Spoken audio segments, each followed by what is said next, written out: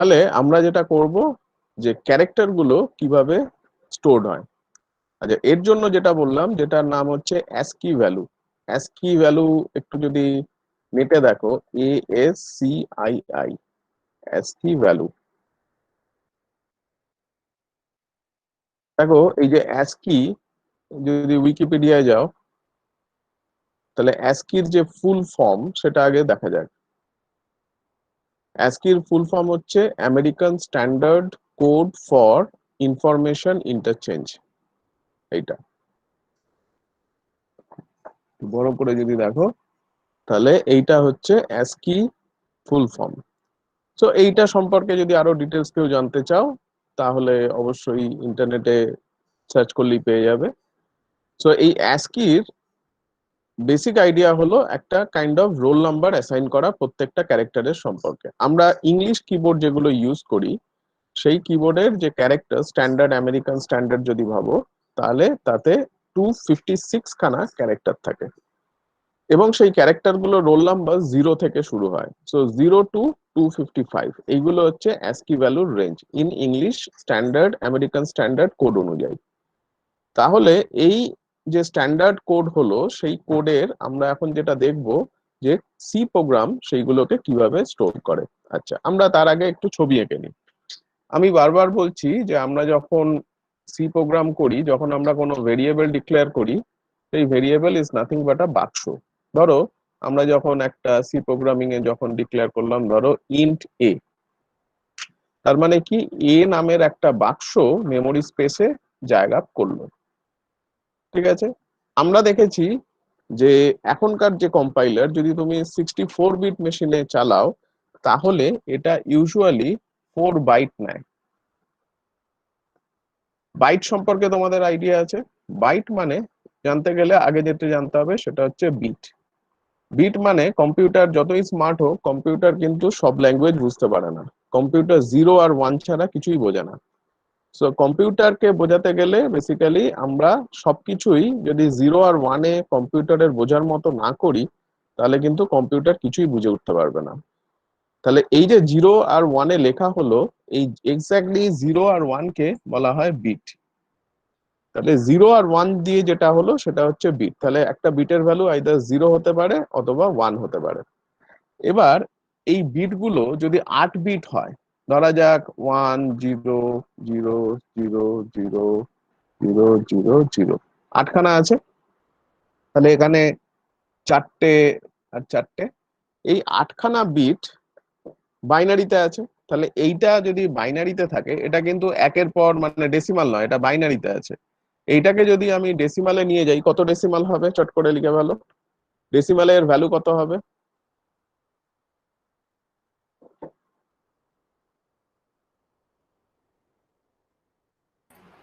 256। 256। কারণ এটা হচ্ছে 2^8, তাই তো? তাহলে ধরো 2^, চট করে দেখা যাক, 2²। বাইনারিতে কত? 2² মানে 4, এটা হচ্ছে ডেসিমালে। তাহলে এইটাকে বাইনারিতে যদি নিয়ে যাই, এটা দেখতে কি রকম হবে? 1 0 0। তাহলে এটা এটা ঠিক লিখেছি তো? 1 0 0। হ্যাঁ স্যার। তাহলে এটা 2^8 কি দেখো তো ভালো করে।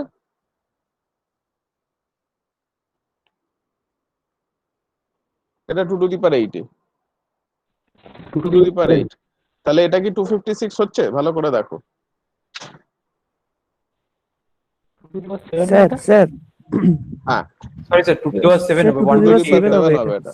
ঠিক, হ্যাঁ হ্যাঁ এইটা দেখলেই বুঝতে পারবে। হ্যাঁ 2 7 হবে। এখানে দেখো যতগুলো জিরো আছে, এখানেও মানে সেই জিরোটার করসপন্ডিং হচ্ছে 2। তাহলে এখানে যদি 7খানা জিরো থাকে, তাহলে এটা হবে 2^7। তাহলে এটা অ্যাকচুয়ালি 128। আচ্ছা, অনেক কম্পিটিটিভ পরীক্ষায় কিন্তু এই ধরনের অঙ্কগুলো দেয়। ধরো প্রশ্ন করলো যে 8 ডিজিটের যেগুলো বাইনারিতে আছে, তার মানে 8 বিটের যদি ডেসিমাল ইকুইভ্যালেন্ট করো, তাহলে ম্যাক্সিমাম কত ডেসিমাল নাম্বার পেতে পারো। তার মানে 8খানা বিট দিয়ে তৈরি যে বাইনারি স্ট্রিং হলো, তার মানে 8খানা বিট আছে বাইনারি স্ট্রিং এর, তার করসপন্ডিং যে ইন্টিজার হবে সেই ইন্টিজারের ম্যাক্সিমাম ভ্যালু কত, মানে ডেসিমালের ম্যাক্সিমাম ভ্যালু কত। আচ্ছা, আমি যদি প্রশ্নটাকে একটু ছোট করে দিই, এই ধরনের প্রশ্ন কিন্তু যারা জ্যাম বা যারা নেট গেট এই ধরনের পরীক্ষায় কিন্তু হামেশাই আসে। প্রশ্নটা হচ্ছে, ধরা যাক 4 বিটের দেখছি, ধরো 1001, এটা বাইনারিতে আছে, এর ডেসিমাল রিপ্রেজেন্টেশন কত? 1+2 4 8, তার মানে 9, তাই তো? এটার বাইনারি রিপ্রেজেন্টেশন 9, 1 2 4 8, হ্যাঁ ঠিক আছে। আচ্ছা, এইটা 9 হলো। এবার যদি বলি 4খানা বিট দিয়ে তৈরি যে বাইনারি স্ট্রিং হবে সেইটার ম্যাক্সিমাম ভ্যালু কত হতে পারে ইন ডেসিমাল, কত হবে? চট করে কেউ বলো। 16।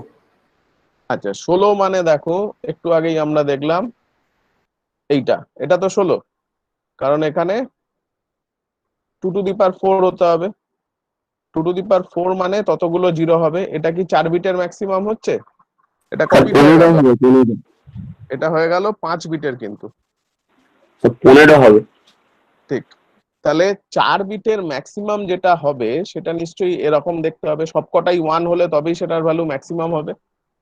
আচ্ছা, এই যদি সবকটা হয়, এইটার ভ্যালু হয় সবসময় 2 টু দি পাওয়ার 4 - 1। খেয়াল করো, যতগুলো 1 থাকবে সেটা যদি n খানা 1 হয়, তাহলে এর ম্যাক্সিমাম ভ্যালু হয় 2 টু দি পাওয়ার n - 1। ঠিক আছে? তাহলে এখানে দেখো 2 টু দি পাওয়ার n, এখানে 4টে 1 আছে, তাহলে n এর ভ্যালু এখন 4, তাহলে 2 টু দি পাওয়ার 4 - 1 মানে 15। বোঝা গেল? তাহলে এবার চট করে আমাকে বলো তো, 8 বিটের যদি ইন্টিজার হয়ে থাকে, তাহলে 8 বিটের, সরি, বাইনারি স্ট্রিং যদি হয়ে থাকে, তাহলে 8 বিটের ম্যাক্সিমাম ভ্যালু কত হতে পারে ইন ডেসিমাল? কেউ একজন বলো, 8 বিটের ম্যাক্সিমাম ভ্যালু কত হতে পারে? 255। Very good. তো 255 হচ্ছে ম্যাক্সিমাম ভ্যালু, কারণ 2 টু দি পাওয়ার 8 - 1, এটা ইজ নাথিং বাট 256 - 1। এটা 2 টু দি পাওয়ার নয়, 256 - 1 মানে 255। তাহলে এই ধরনের অঙ্ক কিন্তু নেট বা গেট পরীক্ষা বা জ্যামে অনেক সময় আসে, তাহলে সেই অঙ্কগুলো খুব সহজেই এখন করে ফেলা যাবে। আচ্ছা, এইবার যে প্রসঙ্গে আমি এসেছিলাম, যে আমরা যখন ইন্টিজারে কোনো ডিক্লেয়ার করি, ধরা যাক আমি ডিক্লেয়ার করেছি ইন্ট এ বা ফ্লোট এ,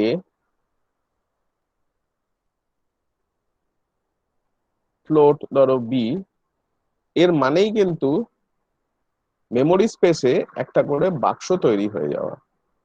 ধরো এটার করসপন্ডিং এ, এটার করসপন্ডিং বি। এবং আগে, যখন আগেকার যে কম্পাইলার গুলো ছিল, সেই কম্পাইলার গুলো যখন আমরা 32 বিট মেশিন বা 16 বিট মেশিনে চালাতাম, তখন ইন্টিজারের জন্য বেসিক্যালি ও যেটা স্টোর করতো সেটা হচ্ছে 2 বাইট। তাহলে 2 বাইট মানে কি? 1 বাইট মানে হচ্ছে 8 বিটস। তাহলে 2 বাইট মানে হচ্ছে 16 বিট। তার মানে বুঝতেই পারছো 16 বিটের রেঞ্জ হচ্ছে ইন্টিজারের। কিন্তু আর ফ্লোটের জন্য থাকতো 4 বাইট।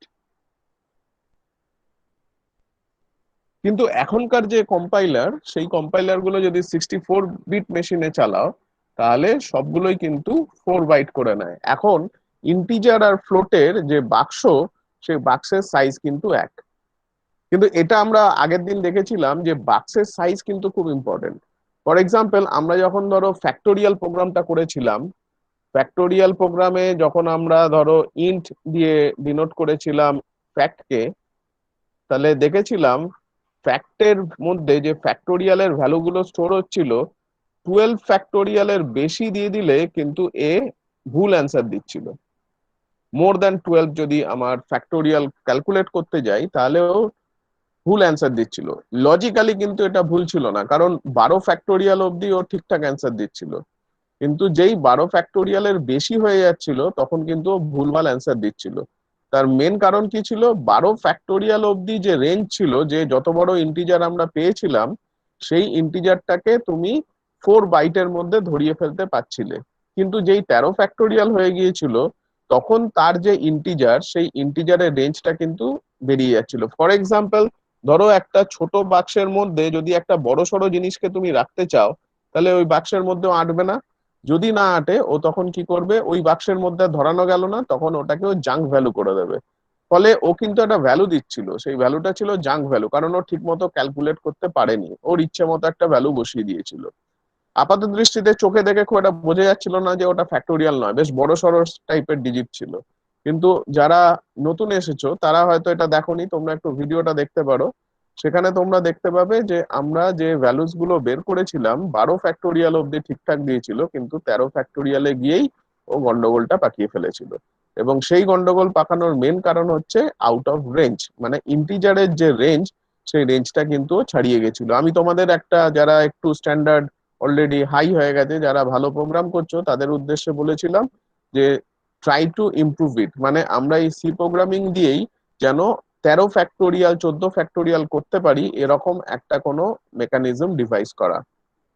যদি কেউ করে থাকো, সে হয়তো লিঙ্ক লিস্ট বা অ্যারে ইউজ করে করতে পেরেছো। যদি না করো, যারা ভালো প্রোগ্রাম করো তাদের উদ্দেশ্যে বলছি, তারা কিন্তু এটা একটা ভালো প্রজেক্ট হিসাবে ভাবতে পারো, যে এই সি কম্পাইলার দিয়েই, এইভাবে সি প্রোগ্রামিং লিখেই আমি যতদূর জানি সেখান থেকে কিভাবে আমি 12 ফ্যাক্টোরিয়ালের বদলে 13 ফ্যাক্টোরিয়ালেরও সঠিক উত্তর করতে পারবো।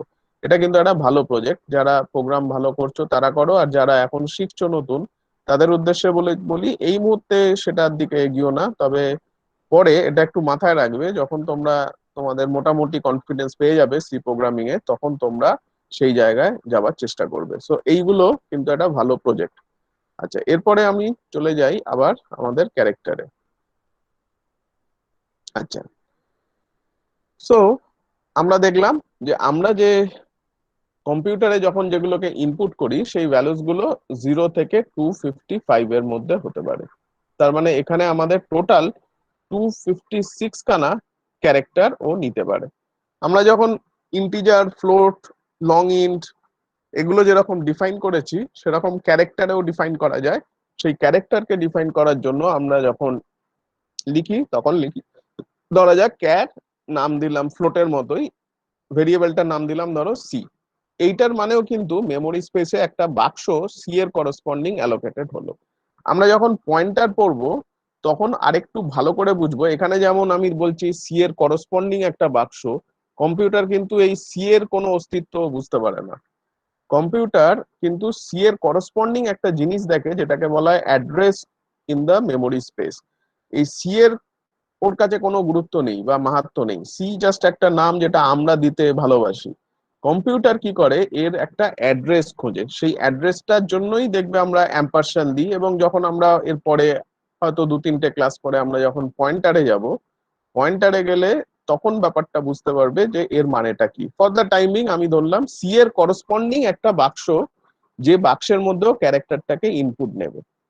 ইন্টিজার বা ফ্লোটে আমরা যেমন দেখলাম, ওরও একটা সাইজ আছে, ক্যারেক্টারেরও সাইজ আছে, সেটা হচ্ছে 1 বাইট। তাহলে 1 বাইট মানে বুঝতেই পারছো ম্যাক্সিমাম কত হতে পারে, তার মানে এটা হচ্ছে 8 বিটস।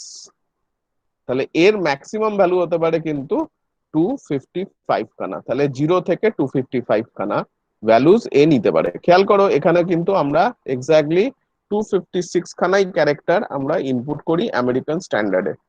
ফলে আমরা যদি 1 বাইট দিয়ে জিনিসটাকে ডিনোট করতে পারি, তাহলে আমার পক্ষে সাফিসিয়েন্ট। এই জিনিসগুলো কিন্তু ইন জেনারেল বইতে এরকম ভাবে তুমি পাবে না। ফলে এইগুলো কিন্তু আস্তে আস্তে পড়তে পড়তে নিজের মধ্যে ম্যাচুরিটি আসার পরই আস্তে আস্তে জিনিসগুলো বুঝতে পারবে। আচ্ছা, এর মধ্যেও আবার একটু অসুবিধা আছে বা জিনিস আছে, আমরা একটা প্রোগ্রাম করলে বুঝতে পারবো।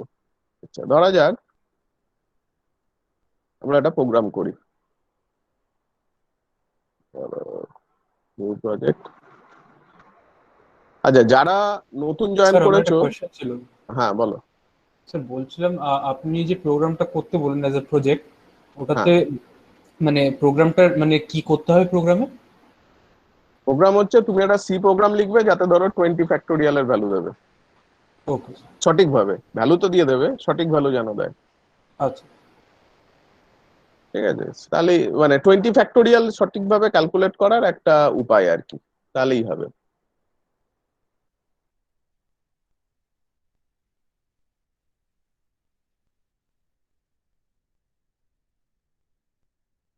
টোয়েন্টি টোয়েন্টি হয়ে গেল, 9টা বাদ চলে গেছে যাকে। আচ্ছা আচ্ছা, এইটা যারা আমরা কোড ব্লকসে করো তারা দেখো যে এটা খুললে অটোমেটিক নিজের লেখা চলে আসে। আমি ধরো এগুলোকে ছেটে দিলাম, বাকিটা ঠিক আছে, আমার লাগবে না আপাতত। তো এইটা হলেই যথেষ্ট। আচ্ছা, তাহলে আমি একটা চাইছি ক্যারেক্টার ভেরিয়েবল ডিফাইন করতে, ধরো সি নাম দিলাম। ঠিক আছে। আচ্ছা, ইউজারের কাছ থেকে একটা ক্যারেক্টার চাইছি, ধরো প্রিন্টএফ এন্টার সাম ক্যারেক্টার।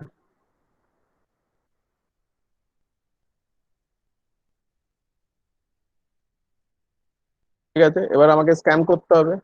তাহলে স্ক্যান এফ, যেমন আমরা ইন্টিজারের জন্য পার্সেন্টেজ ডি করেছি, ফ্লোটের জন্য পার্সেন্টেজ এফ করেছি, লং ইন্টের জন্য এলডি করেছি, সেই রকমই এখানেও পার্সেন্টেজ সি। তাহলে অ্যাম্পারসন সি। দেখো এই সি আর এই সি কিন্তু আলাদা, এটা পার্সেন্টেজ সি, এটা এইগুলোকে বলা হয় রিজার্ভ ওয়ার্ড, মানে এইগুলো তুমি অন্য পার্সেন্টেজ সি তুমি ভেরিয়েবলের নাম দিতে পারবে না। তো পার্সেন্টেজ সি, আর এইটা যেহেতু ভেরিয়েবলের নাম তার আগে অ্যাম্পারসন দিয়ে ওই ঠিকানায় আমি বসালাম। এই ঠিকানা বলতে কি বোঝায় আমরা যখন পয়েন্টার পড়বো আরো ডিটেলসে দেখবো। হলো? আচ্ছা, দিয়ে এবার আমার কাজ হলো প্রিন্ট করানো। প্রিন্টে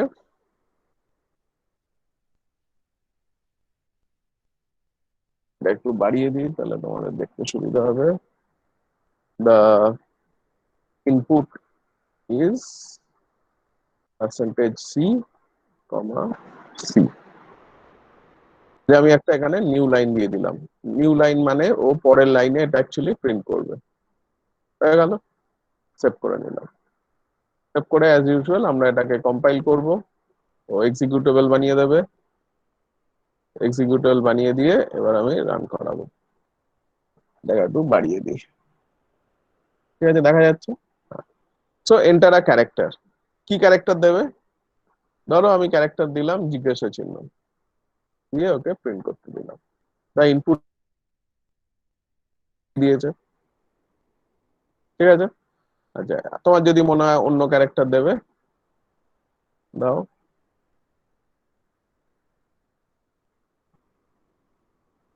ধরো ইনপুট আ ক্যারেক্টার, ধরো এ, ইনপুট ইজ এ। ঠিক আছে, তাহলে ও কাজটা করছে। আচ্ছা, এইটারই যদি আমি একটু করি, ধরো আমি ইনপুট আ ক্যারেক্টার দিলাম, দিয়ে আমি বললাম এ বি জিজ্ঞাসা চিহ্ন। ঠিক আছে, এবার চট করে আমাকে বলো তো আউটপুট কি দেবে?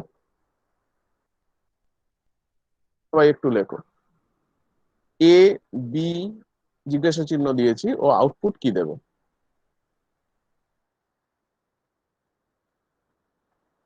আবার বলছি, ইনপুট দিয়েছি এ বি জিজ্ঞাসা চিহ্ন, আউটপুট কি দেবে? আচ্ছা, এখানে অনেকেরই অনেক রকম বলেছে। ঠিক আছে, দেখা যাক কি দেয়। তাহলে ইনপুট দিয়েছি এ বি জিজ্ঞাসা চিহ্ন, তাহলে আউটপুট, মনে মনে ভাবছি এ বি জিজ্ঞাসা চিহ্ন দিলেই ভালো হয়, কিন্তু আউটপুট দেবে দেখো, দা ইনপুট ইজ এ। তাহলে এটা কেন হলো? খেয়াল করো আমি যেটা বললাম যে ক্যারেক্টার যখন করেছি ও কিন্তু মেমোরি স্পেসে একটাই ক্যারেক্টার এট এ টাইম নিতে পারে। তুমি যে মুহূর্তে এ প্রেস করার পর বি প্রেস করেছো, এ প্রেস করার সঙ্গে সঙ্গে এখানে এ এসছে, কিন্তু যে বি প্রেস করেছো ওর তো আর জায়গা নেই, ফলে ও এটাকেই খালি নিতে পারলো, বি আর জিজ্ঞাসা চিহ্নটাকে কিন্তু নিতে পারলো না। তারপর যখন তুমি এটাকেই প্রিন্ট করলে, যখন প্রিন্ট এফ দিয়ে করলে, তখন কিন্তু ও শুধু এটাকেই প্রিন্ট করে ফেললো। তাহলে বুঝতেই পারছো, যদি আমার নেওয়ার ইচ্ছা হয়, ইনপুট নেওয়ার ইচ্ছা হয় আমার গোটা নামটা, তাহলে তুমি ক্যারেক্টার দিয়ে করতে পারবে না, একটা ক্যারেক্টার ভেরিয়েবল দিয়ে তুমি করতে পারবে না। তুমি হয়তো দুটো ক্যারেক্টার ভেরিয়েবল দিয়ে নিতে পারো, ধরো সি আর ডি নিলাম, আর সি ডি এফ নিলাম ধরো, এবং এন্টার সাম ক্যারেক্টার্স করে দিই। তাহলে আমি যদি ধরো পার্সেন্টেজ সি করি, C ampersand D ampersand F করি, এবার যদি বলি percentage C comma percentage C comma percentage C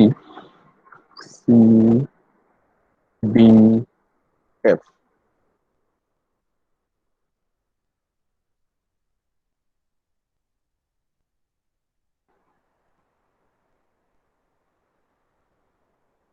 হ্যাঁ এইবার যদি আমি এটাকে কম্পাইল করি তাহলে কম্পাইল হয়ে যাবে, অসুবিধা নেই।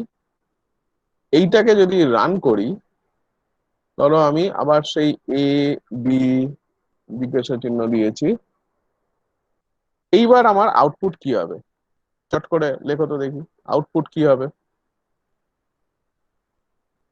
এর আউটপুট কি হবে? তিনটে ভেরিয়েবল, আমি আরেকবার প্রোগ্রামটা দেখাচ্ছি। প্রোগ্রামটা হচ্ছে এইরকম, তিনটে ভেরিয়েবল নিয়েছি, সি ডি এফ, স্ক্যান করেছি এবং ইনপুট দিয়েছি ক্যাপিটাল এ ক্যাপিটাল বি জিজ্ঞাসা চিহ্ন। এবার আমার প্রশ্ন হলো আমার আউটপুট কি হবে? অনেকেই দিয়েছে এ বি জিজ্ঞাসা চিহ্ন, একজন দিয়েছে এ আর এ বি জিজ্ঞাসা চিহ্ন, অনেকে অনেক রকম দিচ্ছে। আচ্ছা দেখা যাক কি হয়। তাহলে এ বি জিজ্ঞাসা চিহ্ন, দেখো একটু খেয়াল করনি তোমরা, মাঝখানে আমি অ্যাকচুয়ালি একটা করে কমা দিয়ে দিয়েছিলাম, একটা করে স্পেস দিয়ে দিয়েছিলাম, সেই জন্য ও আউটপুটটা এইরকম দিয়েছে, এ কমা বি কমা জিজ্ঞাসা চিহ্ন। তবে যারা এ বি জিজ্ঞাসা চিহ্ন দিয়েছো তাদের আমি বলবো লজিক্যালি তারা ঠিকঠাকই ভেবেছো। তাহলে বোঝাই গেল যে যদি আমাকে একাধিক ক্যারেক্টার নিয়ে করতে হয় তাহলে আমাকে একাধিক এইরকম বাক্স রাখতে হবে টু স্টোর দ্য ক্যারেক্টার্স। বোঝা গেল? আচ্ছা, এবার প্রশ্ন হলো ধরো আমি আমার নাম দেব। তো আমি জানি যে আমার নাম অভিষেক অধিকারী, মাঝখানে একটা স্পেস আছে, হয়তো 16খানার মতো ক্যারেক্টার লাগে।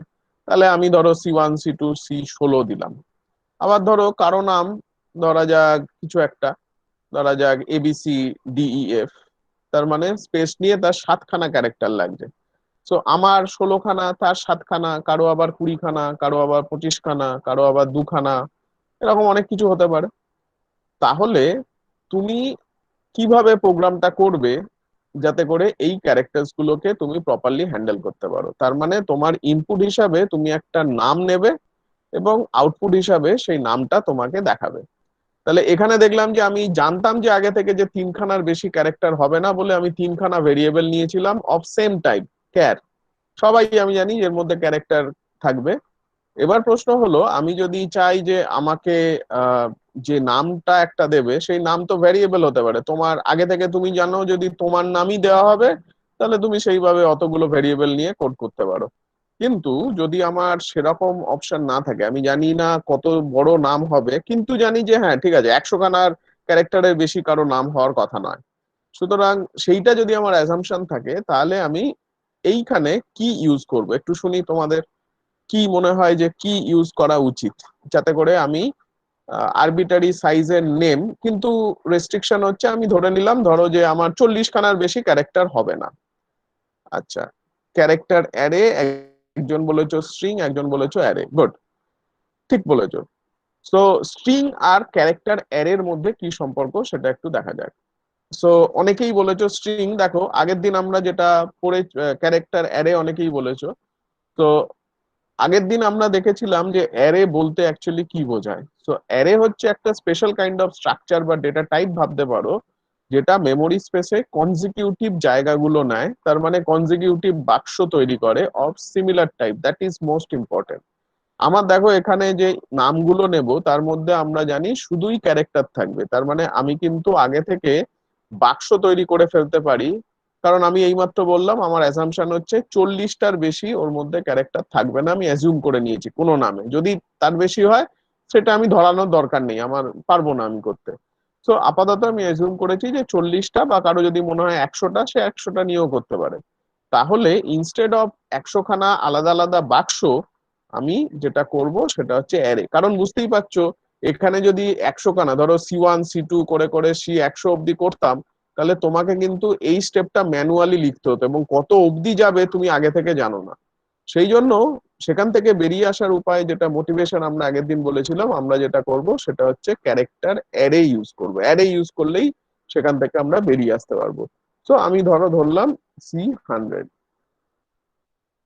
তো C100 মানে হচ্ছে মেমোরি স্পেসে যদি দেখো, এটার মানে হচ্ছে কম্পিউটার এই C100 যখনই লিখলাম, C100 ক্যার C100, এটার মানেই হচ্ছে মেমোরি স্পেসে ও কি করলো, পরপর, এই পরপর বলতে কি বোঝায় সেটাও আমরা যখন পয়েন্টার করব খুব স্পষ্টভাবে দেখতে পাবে। 100 খানা ঘর ও কিন্তু ব্লক করলো, যার প্রথম ঘরের যে নামটা আমরা দেখেছিলাম C0, পরের ঘরের নাম হয় C1 এবং লাস্ট ঘর যেহেতু 0 থেকে শুরু হয়েছে C99। এবং প্রত্যেকটা ইন্ডিভিজুয়ালি প্রত্যেকটা কিন্তু একটা করে ক্যারেক্টার টাইপ ভেরিয়েবল। সুতরাং আমরা যে আলাদা করে ক্যার সি ডিফাইন করেছিলাম বা ক্যার এ যদি বলো, সেই ক্যার এর যা ভূমিকা ইন্ডিভিজুয়াল ঘরগুলোরও কিন্তু সেই একই ভূমিকা। তার মানে আমি চাইলে ইন্ডিভিজুয়াল ঘরগুলোকে আলাদা করে একটা ক্যারেক্টার ভেরিয়েবল হিসাবে ভাবতে পারি। সো C100 করার সঙ্গে সঙ্গেই কিন্তু C0 থেকে C99 খানা ঘর ও পরপর ব্লক করে রাখলো। ঠিক আছে, এটা হচ্ছে মেমোরি স্পেসে কম্পিউটারের ভেতর কি করে কাজ হয় সেটা দেখার বিষয়। এবার আমি আসছি প্রোগ্রামটা। তাহলে এন্টার আর নেম, তো এন্টার আর নেম হয়ে গেল। আচ্ছা, এবার তোমাকে স্ক্যান করতে হবে। স্ক্যানটা আমি অনেকভাবে করতে পারি। আচ্ছা, একটা স্ক্যান করার সহজ উপায় হচ্ছে আমি যদি সেটাকে স্ট্রিং হিসাবে দেখি, %s, এইখানে কি লিখবো বলতো, যেখানে আমি একটু গ্যাপ রাখলাম, তো দ্য ইনপুট ইজ %s করে দিই, হচ্ছে সি। আচ্ছা, এইখানে আমি একটা ফাঁকা রেখেছি, এইখানে কি লিখবো একটু, যারা স্ট্রিং অলরেডি করেছো তারা বলো। দেখো আমরা ক্যারেক্টার যখন করেছি, এখানে যদি একটা ক্যারেক্টার হতো তাহলে আমরা %c দিয়ে অ্যাম্পারসান্ড, ধরো ABC যে ভেরিয়েবল নাম দেবে সেই ভেরিয়েবলে দিতাম। এবার এইখানে আমি কি দেবো একটু সব করো তো, কি লেখা উচিত এখানে? আচ্ছা, তাহলে এইখানে দেখো আমরা লিখবো অ্যাম্পারসান্ড সি, যদি দিই তাহলে ভুল হবে, এইটা লিখবো শুধু সি। খেয়াল করো, এটা একটা ডিফারেন্স। এইটা যখন আমরা পয়েন্টার পড়বো তখন কিন্তু জিনিসটা ক্লিয়ার হবে, কেন আমরা যখন স্ট্রিং ইউজ করলাম, স্ট্রিং ইউজ করার সময় কেন আমরা শুধু সি দিলাম, নট অ্যাম্পারসান্ড সি। ঠিক আছে, এইটা কিন্তু একটা উল্লেখযোগ্য বিষয়, যেটা যখন আমরা পয়েন্টার পড়বো তখন আমি এই জিনিসটা খুব ভালো করে বোঝাতে পারবো। এই মুহূর্তে ফর দ্য টাইমিং ধরো এটা হচ্ছে is nothing but some address. আমি কি করলাম, এই যে শুধু সি লেখা মানে এই প্রথম ঘরের একটা অ্যাড্রেস থাকবে, সেই অ্যাড্রেসটাকে আমি স্ক্যান করতে বললাম। তার মানে আমি বললাম তুমি এই যে ক্যারেক্টারটাকে রাখবে সেটা এই C0 তে রাখো, তার অ্যাড্রেসটাকে পাঠালাম। সেইটা আমরা যখন পয়েন্টার করব জিনিসটা আরো ক্লিয়ার হবে। আমি এই মুহূর্তে যাচ্ছি না, খালি মনে রাখবে যখন আমরা স্ট্রিং ইউজ করব তখন কোনো অ্যাম্পারসান্ড ইউজ করব না। এইটা বোঝানো আর 2-3টে ক্লাস পরেই তোমরা ক্লিয়ারলি বুঝতে পারবে কেন এখানে অ্যাম্পারসান্ড আমি দিলাম না, এবং এটা actually represents a string which is nothing but array of characters. তার মানে ক্যারেক্টার অ্যারের আমি প্রথম ঘরের অ্যাড্রেসটা এখানে দিলাম, সেটাতে স্ক্যান করতে বললাম। এই স্ক্যানের মানেটা কি আমরা এখনো অবধি অতটা ভালো করে বুঝিনি। স্ক্যানের মানেটা ওই যখন পয়েন্টার করাবো তখন কিন্তু বোঝাবো। লোকে বলে হচ্ছে পয়েন্টার সি প্রোগ্রামিং এর সব থেকে কঠিন চ্যাপ্টার বা সব থেকে কঠিন জায়গা। আমি তোমাদের ছড়ায় ও ছবিতে পয়েন্টার বোঝানোর পর তোমরা বুঝতে পারবে যে pointer is nothing but a concept, এবং সেটা ম্যাথসের স্টুডেন্টদের জন্য খুব ইজি। সেইটা আর হয়তো দুটো তিনটে ক্লাস পরে আসবে। এবং pointer is nothing but a concept, এই কনসেপ্টটা একবার ক্লিয়ার হয়ে গেলে আমি তোমাদের ছড়ায় ও ছবিতে দেখাবো। জাস্ট ছবিতে জিনিসটা বুঝলেই বুঝে যাবে যে কি হচ্ছে। না হলে যারা শুধু মুখস্থ করতে যাবে তারা হয়তো কতিপয় কয়েকটা প্রোগ্রাম করতে পারবে, আদারওয়াইজ তারপর তারা পুরো ব্যাপারটাই ঘেটে ফেলবে। ওকে, তো সেটা পরে আসবো আমি। তাহলে স্ক্যান হয়ে গেল, এইবার আমি প্রিন্ট করলাম, প্রিন্ট করে এটা দিয়ে দিলাম। ঠিক আছে, এবার একটু এটাকে রান করিয়ে দেখা যাক।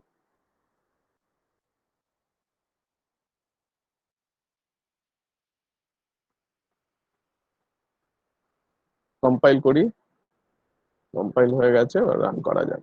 ধরো আমি নাম দিলাম অভিষেক। ঠিক আছে, ও কি দিল, দা ইনপুট ইজ অভিষেক। ঠিক আছে, কোনো অসুবিধা নেই। আচ্ছা, এইবার একটু মজা দেখা যাক। ধরো নাম দিতে বলেছে, আমি নাম দিলাম অভিষেক অধিকারী।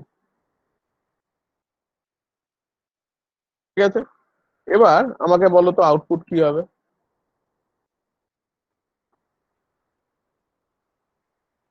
আচ্ছা, অনেকেই অনেক রকম উত্তর দিয়েছে। দেখো আমি তো একটা ভালো মানুষের মতো আমি তো নামই দিয়েছি, আমাকে নাম লিখতে বলেছে, আমি নাম লিখেছি অভিষেক অধিকারী। হ্যাঁ, মানে সারনেম বলেনি আলাদা করে, কিন্তু লোককে নাম লিখতে বললে তো নাম পুরো দিয়েই লিখবে। ওর আউটপুট কি দেয় দেখো, দেখো আউটপুট ওরা যেটা বলছিল সুমিত্রা ঠিকই দিয়ে বলেছে যে আউটপুটে কিন্তু অধিকারীটা দেয়নি। তাহলে ও কি বুঝে গেছে যে নাম মানে শুধুই নাম, এর কি আর্টিফিশিয়াল ইন্টেলিজেন্স, যে ও আমার মনের কথা অনেকটাই বোঝার চেষ্টা করছে যে অভিষেক অধিকারী দিলে শুধু অভিষেক দিলেই হয়ে যাবে? তা কিন্তু নয়। তো এর মধ্যে আবার অনেক রকম গল্প আছে। গল্পটা হচ্ছে, আমরা যে স্ট্রিং নিয়ে আলোচনা করছিলাম, যেটা অ্যারে অফ ক্যারেক্টার, এ সুবিধে যেরকম আছে এর কিছু কিছু লিমিটেশনও আছে। লিমিটেশনটা কি, কেউ একজন মাইক অন করে বলো তো এর লিমিটেশন কি হতে পারে? এটা কেন অভিষেক অধিকারীর বদলে শুধু অভিষেক দিয়ে ছেড়ে দিল, কেন? কেউ একজন মাইক অন করে বলো। স্যার মাঝখানে স্পেসটা হয়তো স্যার মানে রিড করে না স্যার ক্যারেক্টার। তার মানে ও যেখানে স্পেস পায়, ঠিক বলেছো, ও যেখানে স্পেস পায় ও মনে করে যে ওর ইনপুট নেওয়া শেষ হয়ে গেছে। ফলস্বরূপ কি হলো, ও আর বাক্সের মধ্যে রাখবে না জিনিসপত্রগুলোকে। ও যেই স্পেস পেয়ে গেল, ও স্পেসটাকে মনে করলো যে আমি পেয়ে গিয়েছি আমার ইনপুট, সুতরাং ইনপুট দেওয়া শেষ হয়ে গেছে। ও তৎক্ষণাৎ ওটাকে প্রিন্ট করে দিচ্ছে। কিন্তু এটাকেই যদি আমি অভিষেক অধিকারীর বদলে আমি যদি এরকম লিখতাম, ধরো অভিষেক আন্ডারস্কোর অধিকারী,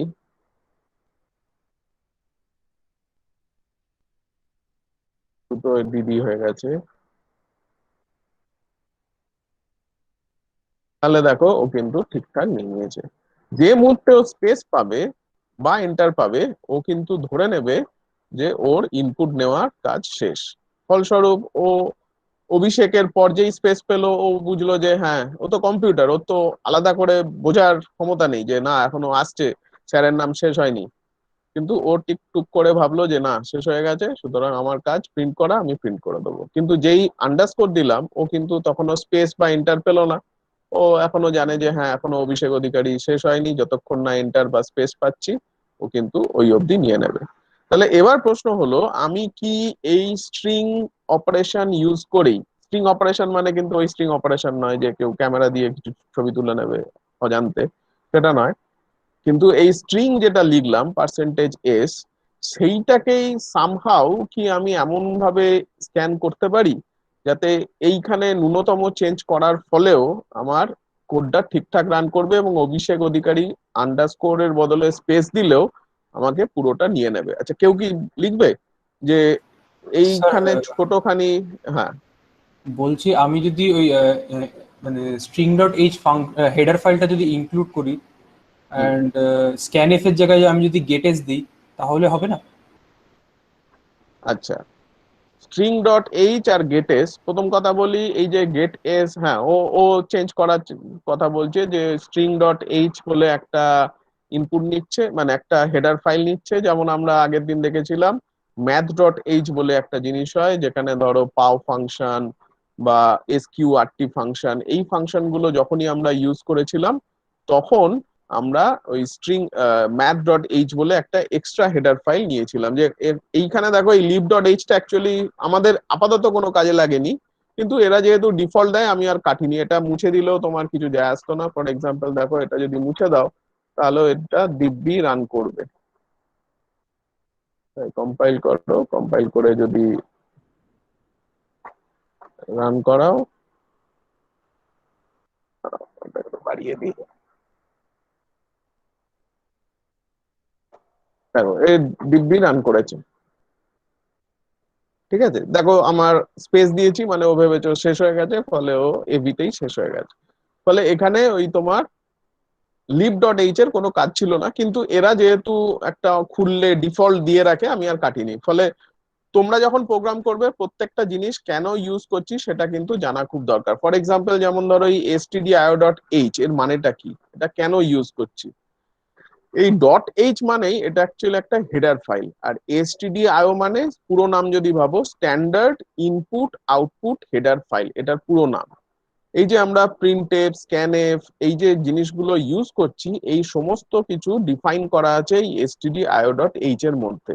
ফলে এই যে প্রিন্টএফ স্ক্যানএফ এগুলো অল ফাংশনস, আমি হয়তো পরের ক্লাসে এই ফাংশনে যাব, তখন দেখবে যখন ফাংশন ইউজ করা হয় তখন সেটাকে, যদি সেটা ইউজার ডিফাইন্ড ফাংশন হয় তাহলে তোমাকে সেটাকে ডিফাইন করতে হবে। আর যদি সেটা সিস্টেম ডিফাইন্ড ফাংশন হয়, যেমন ধরো প্রিন্টএফ স্ক্যানএফ এগুলো সবই হচ্ছে সিস্টেম ডিফাইন্ড, মানে অলরেডি এগুলো আছে। সেই যে ডেফিনেশন এটা কিভাবে কাজ করে, ফর এক্সাম্পল তুমি এইখানে যে সেমিকোলন আছে এই সেমিকোলনটা যদি বাদ দিয়ে দাও তাহলে কিন্তু এটা কাজ করবে না, কারণ এর নিয়ম বা এর যে ডেফিনেশন সেখানেই বলা আছে it has to be not semicolon না কোটস, এখানে কোটস দিতেই হবে প্রিন্টএফ ফাংশনের মধ্যে। ফলে তুমি তোমার ইচ্ছে মতো ডিফাইন করলে সেটা ইউজার ডিফাইন্ড ফাংশন হয়ে যাবে। সেখানে তুমি আবার প্রিন্টএফ নামটা কিন্তু ইউজ করতে পারবে না, কারণ এই প্রিন্টএফ নামটা কিন্তু সিস্টেম রিজার্ভড একটা ওয়ার্ড। এগুলো হচ্ছে কিওয়ার্ডস বলে, রিজার্ভ কিওয়ার্ডস, মানে এইগুলো তুমি একটা ফাংশনের নাম বা ক্যারেক্টার মানে কোনো ভেরিয়েবলের নাম প্রিন্টএফ দেবে বলে যদি মনে করো সেটা কিন্তু দিতে পারবে না, কারণ এইগুলো অলরেডি ফাংশন হিসাবে সি প্রোগ্রামিং এর মধ্যে এমবেড করা আছে। এরা একদম জন্মের প্রথম থেকেই সি প্রোগ্রামের মধ্যে আছে। ফলে দে আর অল কিওয়ার্ডস ফর সিস্টেমস, মানে সি প্রোগ্রামিং এর সিস্টেমের মধ্যে দে আর অল কিওয়ার্ডস। ফলে তুমি সেই কিওয়ার্ডস গুলোকে অ্যাজ আ ভেরিয়েবল তুমি কখনোই ইউজ করতে পারবে না। ফলস্বরূপ এই যে ফাংশনটা যেখানে কি নিয়মে কাজ করবে সমস্ত কিছু কিন্তু ডিফাইন করা আছে এই stdio.h এর মধ্যে। ফলে সেইটাকে যদি ইনক্লুড না করো তাহলে এই প্রিন্টএফ স্ক্যানএফ এইগুলোও কাজ করবে না, ফলে তোমার প্রোগ্রামটা চলবে না। সেই রকমই ও যেটা বলছে যে string.h বলে একটা জিনিস আছে, সেখানে যদি ইনক্লুড করি আর ও যদি গেটস বলে একটা ফাংশন আছে, সেই গেটস আর পুটস এই ধরনের দুটো ফাংশনস আছে, সেইগুলো যদি নাও তাহলে ও কিন্তু নিয়ে নেবে। একটা কথা বলি যে এই গেটস বা পুটস এইগুলো কিন্তু উইন্ডোজে বেশি চলে। তুমি যখন লাইনাক্সে, আমার ধারণা যারা লাইনাক্স নিয়ে বসে আছো, লাইনাক্স মেশিন যাদের কাছে এই মুহূর্তে চলছে তারা একবার গেটস ফাংশনটা ইউজ করে দেখতে পারো, সেটা হয়তো নাও চলতে পারে। ফলে আমরা এমন কিছু করার চেষ্টা করব যেখানে ইউনিভার্সাল হবে ব্যাপারটা, এমন একটা জিনিস যেটা উইন্ডোজ লিনাক্স যে কোনো ম্যাক যে কোনো প্ল্যাটফর্মেই চলবে, সেই ধরনের একটা সিস্টেম। তুমি যেটা বলেছো অবশ্যই চলবে, আমি এখন উইন্ডোজ মেশিনে আছি, আমি উইন্ডোজ মেশিনে দিলে অবশ্যই সেটা চলবে। কিন্তু আরেকটু তুমি দু জায়গায় চেঞ্জ করলে আমি এক জায়গায় চেঞ্জ করব। এইখানটা %s যেটা লিখেছি এইটার বদলে আমি জাস্ট একটা নোটেশন ইউজ করব, সেটা হচ্ছে টিল্ডা। ঠিক আছে, আচ্ছা এবার একটু দেখা যাক এটার মানে কি হলো।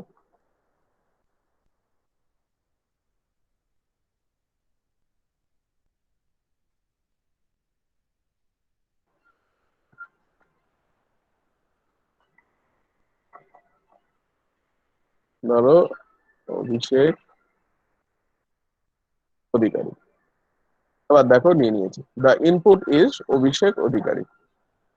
তাহলে %s এর বদলে আমি কিন্তু এই নোটেশনটা ইউজ করলাম। আচ্ছা যারা যারা প্রোগ্রাম মেশিনে বা করছো তারা একটু চট করে স্ক্রিনশট নিয়ে নাও। এই জিনিসগুলো দেখো, এই যে কনসেপ্টটা একটা আছে যেখানে আমি একটা স্ট্রিং কে তুলবো উইথ স্পেস, সেইটা করার জন্য আমি দেখো %s এর বদলে যেটা লিখলাম সেটা হচ্ছে থার্ড ব্র্যাকেটের মধ্যে টিল্ডা। মানে এই জিনিসটা ধরো তোমার কোথায় থাকে, এই জিনিসটা থাকে হচ্ছে কিবোর্ডে 6 এর ওপরে, দেখবে যারা মোবাইলে করছো তারা মোবাইলের স্পেশাল ক্যারেক্টারের মধ্যে গেলেই দেখতে পাবে, যেখানে ক্যালকুলেটিভ যেগুলো থাকে সেখানে দিয়ে /n এবং সি যা ছিল তাই, জাস্ট একটুখানি পার্সেন্টেজ এসের বদলে আমি এইটা চেঞ্জ করলাম, তার ফলেই কিন্তু আমার নিয়ে নিল পুরো স্ট্রিংটা, এবং এই স্ট্রিংটা নেওয়ার ফলে আমার কিন্তু জিনিসটা ইজি হয়ে গেল। ফলে এখন আমাকে ধরো স্ট্রিং ডট এইচও ইনক্লুড করতে হলো না, বা গেটস যে ফাংশনটা যেটা লিনাক্সে হয়তো নাও চলতে পারে, সেই ফাংশনস গুলো হয়তো, কেন বলছি, কারণ এখনকার কম্পাইলার নিচ্ছে কি নিচ্ছে না দেখতে হবে আমাকে টেস্ট করে, কিন্তু আগে নিত না। এখন কম্পাইলারের মধ্যে অনেক চেঞ্জেস আসছে, যারা উইন্ডোজ আর লিনাক্স কাছাকাছি চলে আসছে, ফলস্বরূপ হয়তো এখনকার কম্পাইলার গুলো নিচ্ছে কি নিচ্ছে না আমি জানি না। তবে আচারবাবু একবার টেস্ট করে দেখতে পারো যে তোমার মেশিনে নিচ্ছে কিনা, স্ট্রিং ডট এইচ নিয়ে গেটস বলে যে ফাংশনটা সেটা হচ্ছে কিনা। তো যাই হোক, তো এই জিনিসগুলো যেহেতু মেশিন আছে প্রত্যেকের কাছেই, এই জিনিসগুলো অবশ্যই টেস্ট করার জিনিস, সেইগুলো ছোট ছোট করে টেস্ট করবে, করে দেখে নেবে হচ্ছে কি হচ্ছে না। স্যার প্রিন্টএফে ওখানে ওটা দিতে হলো না? কোনটা বলো তো? না, এটা হচ্ছে স্ট্রিং কেই নিচ্ছি, ওই এই জিনিসটা টিল্ডা ইন্টার এইটা প্রিন্টএফের হচ্ছে, ক্ষেত্রে হ্যাঁ এই জিনিসটা হচ্ছে স্ট্রিং কেই নেওয়ার উপায়, কিন্তু উইথ স্পেস। ফলে এই পার্সেন্টেজেসটা এখানে ওইটাই থাকবে।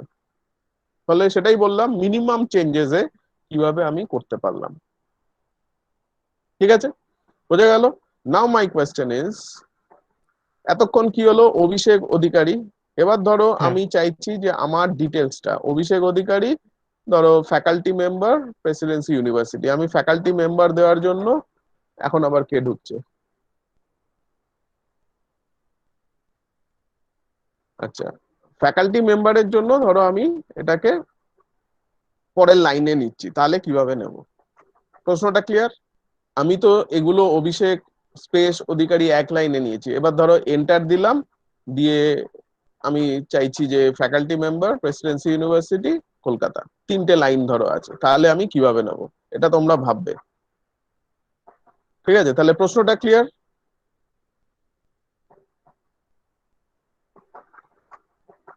আচ্ছা, কি বলছে?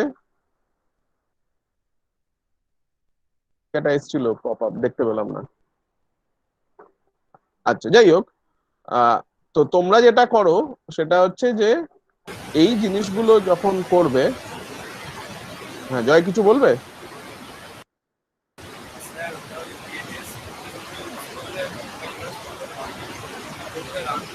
শুনতে পেলাম না, একবার বলো।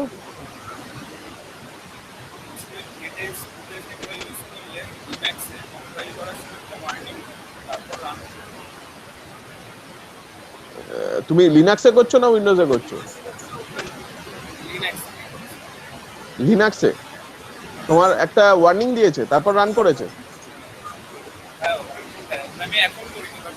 আচ্ছা, সেটা দেখতে হবে কি কারণে ওয়ার্নিং এর কি মেসেজটা দিয়েছে, হয়তো বলতে পারে দে আর উইন্ডোজ ডিফাইন্ড প্রোগ্রাম, কিছু একটা, সেটা দেখতে হবে মানে কি এক্স্যাক্টলি আছে, সেটা দেখার পর বলা যাবে।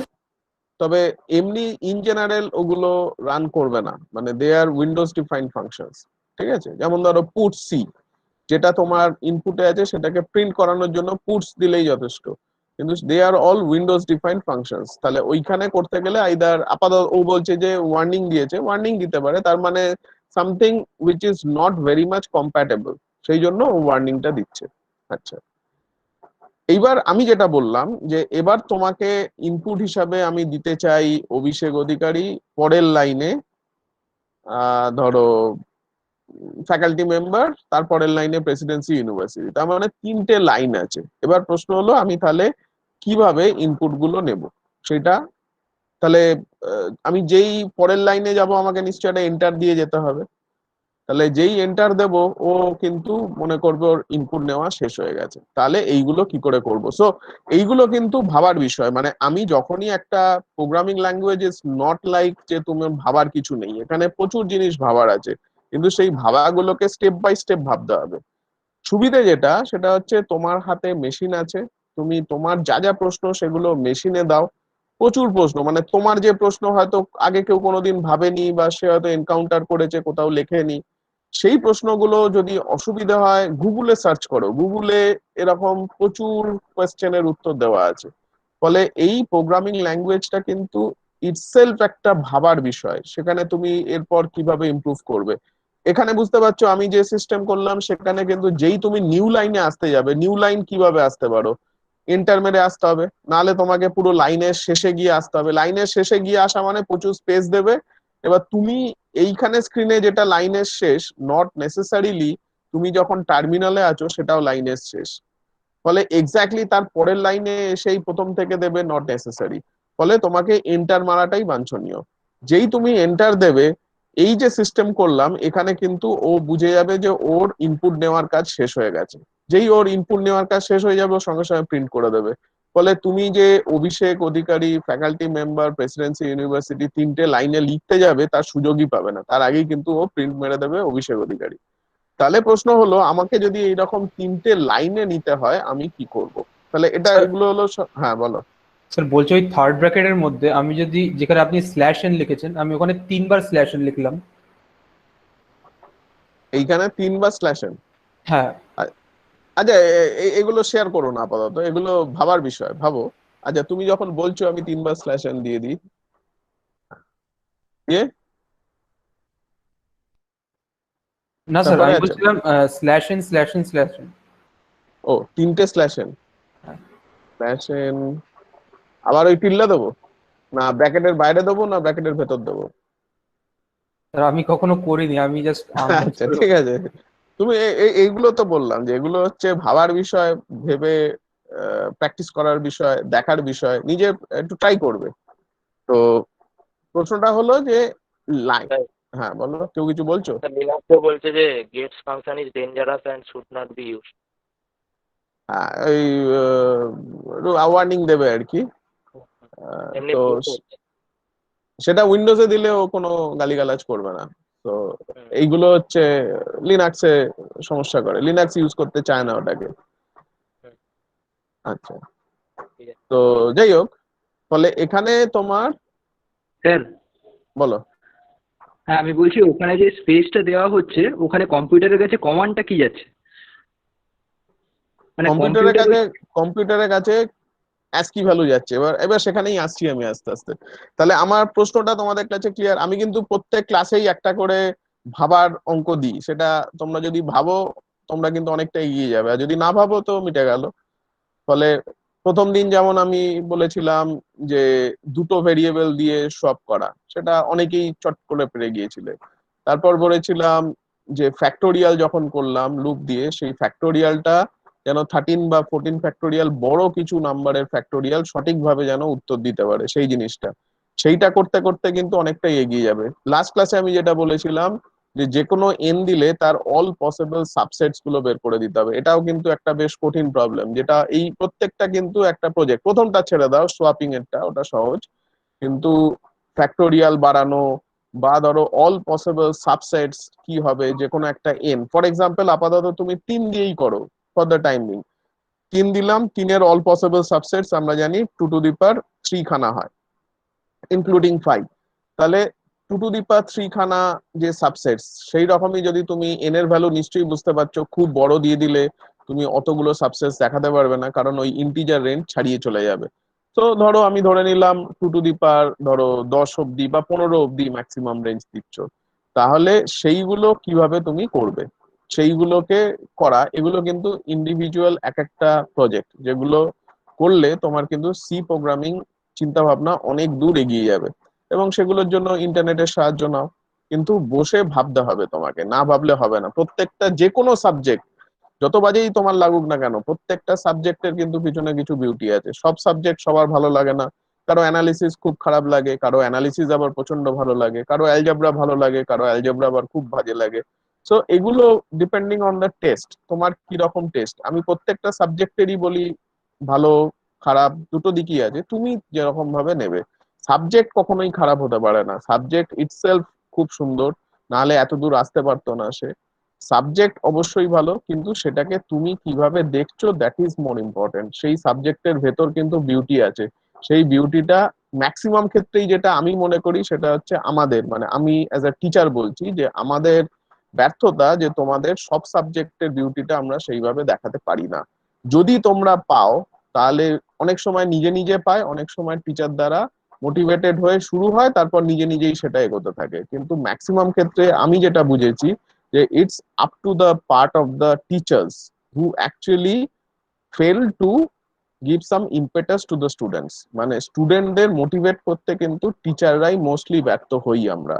তো সেটা আমাদের ফল্ট, কিছু করার নেই। কিন্তু যদি আমরা ব্যর্থ হই তার মানেই এই নয় যে অঙ্কটা খারাপ বা কোনো সাবজেক্ট খারাপ, সেখানে তোমাদের করে নিতে হবে, that's the only part. So যতটা পারবে মোটিভেশনটা বোঝার চেষ্টা করবে, মুখস্থ করে কিন্তু বেশি দূর যেতে পারবে না, এটা ফর শিওর। আচ্ছা, এবার আমরা যেটা যাব, ও যে প্রশ্নটা করলো যে কম্পিউটারের কাছে কি বার্তা পৌঁছায়, সেইগুলো এবার আমরা ভেতর দেখার চেষ্টা করি। তাহলে এইটা স্ক্রিনশট নিয়ে নাও, আমি এইখানেই আবার জিনিসগুলো করব। আচ্ছা, ধরো আমি একটু আগে যেটা বললাম যে অ্যাস্কি ভ্যালু গুলো, তাহলে অ্যাস্কি ভ্যালু গুলোকে কম্পিউটার কিভাবে চেনে বা কিভাবে বোঝে। আচ্ছা, ফর এক্সাম্পল ধরো আমি এখানে সি নিলাম, সি নিয়ে আমি দেখার চেষ্টা করছি যে অ্যাস্কি ভ্যালু গুলোকে ও কিভাবে বোঝে। একটা ধরো ইন্টিজার কিছু নিয়ে নিয়েছি, ইন্ট, ইন্ট ধরো আই। আমি দেখতে চাইছি যে যত অ্যাস্কি ভ্যালু আছে সেই অ্যাস্কি ভ্যালুর করেসপন্ডিং ক্যারেক্টার গুলো কারা, বা উল্টো একই সঙ্গে। আচ্ছা, আমি জাস্ট এটাই দেখি আপাতত, আমি এরকম দেখি যে ফর দ্যাট, প্রথমটা আগে দেখি, প্রিন্ট এফ, ওটা নাম উঠলেই ভালো হতো, যাই হোক, এন্টার ক্যারেক্টার,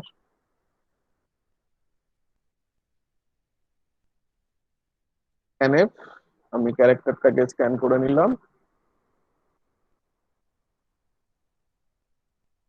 হলো। এইবার আমি দেখতে চাইছি এর অ্যাস্কি ভ্যালুটা কি। খেয়াল করবে আমি যখন কমেন্টটা লিখবো সেই কমেন্টটা একটু অদ্ভুত। আচ্ছা, যদি কম্পিউটারের ভাষায় ভাবতে চাই, যেই আমি এইটা লিখলাম CHARC, তার মানে মেমোরি স্পেসে একটা বাক্স তৈরি হলো, সি এর করসপন্ডিং, আমি বলছি না কিন্তু সি নামের, সি এর করসপন্ডিং একটা বাক্স তৈরি হলো, যার মধ্যে তুমি ক্যারেক্টারটা দেবে। ধরো যাক তুমি ক্যারেক্টারটা দিলে ক্যাপিটাল এ, তাহলে এই ক্যাপিটাল এটা এর মধ্যে চলে এলো। এবার কম্পিউটার একে কিভাবে বুঝলো, কম্পিউটার কি একে ক্যাপিটাল এ হিসাবে নিল না এর রোল নাম্বার হিসাবে নিল, সেটা দেখা যাক। তাহলে এবার যদি আমি প্রিন্ট করি, প্রিন্ট এফ, নিউ লাইন দিলাম, the input is percentage C comma C, এটা অলরেডি আমরা দেখেছি। তাহলে ও কি করলো, ইনপুট হিসাবে সি ক্যারেক্টারটা যে তুমি ক্যাপিটাল এ দিচ্ছ সেই ক্যাপিটাল এটাকেও প্রিন্ট করলো। কিন্তু আমার যদি ইচ্ছে হয় যে ওর অ্যাস্কি ভ্যালুটা কিভাবে কম্পিউটার নিচ্ছে সেটা দেখার, সেটার জন্য কি কমান্ড দেব, দেখবে অবিশ্বাস্যভাবে একই জিনিস, তা ASCII value of percentage C is, কিছু লিখবো এখানে, এবং দু জায়গাতেই আমি অবিশ্বাস্যভাবে সি লিখবো। দেখো, the ASCII value of the character, এইখানে সি এর করসপন্ডিং, আমি সি লেখাটা খুব স্বাভাবিক। আমি অ্যাস্কি ভ্যালু ফর ধরো ক্যাপিটাল এ ইজ একটা নাম্বার হওয়া উচিত, সেই নাম্বারটার জন্য আমি ধরো পার্সেন্টেজ ডি লিখলাম। কিন্তু দেখো এখানেও সেই সি লিখছি, এটা একটু অদ্ভুত। তার মানে এই যে বাক্স আছে, এটার আগে রান করিয়ে দেখি কি হচ্ছে, তাহলে আরো বেটার বোঝা যাবে। কম্পাইল করলাম, রান করলাম, বড় করি, যেহেতু একটাই ক্যারেক্টার দিয়েছি, ধরা যাক capital A, input is A. দেখো the ASCII value of capital A is 65। কি অদ্ভুত, দেখো দু জায়গাতেই কিন্তু আমি সি বসিয়েছিলাম। তাহলে কি ও কম্পিউটার এই এ বাক্সটার মধ্যে যেটা আছে সেইটাকে দুভাবে দেখে। এক, এইটাকে যদি আমি পার্সেন্টেজ সি দিয়ে লিখি তাহলে ওর করসপন্ডিং ক্যারেক্টার নেচারটাকে দেখায়, মানে এ কে দেখায়। ওয়্যারএজ এই একই জিনিসকে যদি আমি পার্সেন্টেজ ডি দিয়ে প্রিন্ট করাই তাহলে ওর অ্যাস্কি ভ্যালুটাকে দেখায়। তার মানে অ্যাকচুয়ালি কম্পিউটার কিন্তু এই জিনিসটাকেই নেয়। কম্পিউটারের কাছে এ বি সি ডি এগুলো ইমেটেরিয়াল, কম্পিউটার ওর করসপন্ডিং যে রোল নাম্বার বা অ্যাস্কি ভ্যালু সেটাকেই তোলে। আবার দেখো একবার আউটপুটটা, the ASCII value of capital A is 65 এবং এইখানেও A আছে আবার এখানে 65 আছে, কিন্তু দেখো আমরা যখন fill in the blanks এ একবার লিখেছি পার্সেন্টেজ সি, এটা ক্যারেক্টারের জন্য, এখানে লিখেছি পার্সেন্টেজ ডি। আমি জানি ASCII ভ্যালু একটা ইন্টিজার, এটা পার্সেন্টেজ ডি হয়তো হলেও হতে পারতো, কিন্তু অদ্ভুতভাবে দু জায়গাতেই সি লিখেছি। একই জিনিসের দুটো ভাবে দেখার আঙ্গিক। তার মানে এই যে ক্যারেক্টার সি যেটা আমি প্রিন্ট করলাম, এই ক্যারেক্টার সি কে আমি কিন্তু দুটো আঙ্গিকে দেখলাম। একটা আঙ্গিক হচ্ছে এর ক্যারেক্টার ভ্যালু দেখার জন্য, সেটার জন্য আমি পার্সেন্টেজ সি দিয়ে দেব। সিমিলারলি এইটারই আমি যদি পার্সেন্টেজ ডি দিয়ে দেখি, মানে একই জিনিসকে আমি যদি পার্সেন্টেজ ডি চশমা পরে দেখি, তাহলে তার করসপন্ডিং ভ্যালুটা হবে ASCII ভ্যালু। আর সেটাকেই যদি আমি সি চশমা দিয়ে দেখি, পার্সেন্টেজ সি চশমা দিয়ে, তাহলে সেটার ক্যারেক্টার ভ্যালু দেবে। বোঝা গেল? যে কারো বুঝতে অসুবিধা হলে বলো।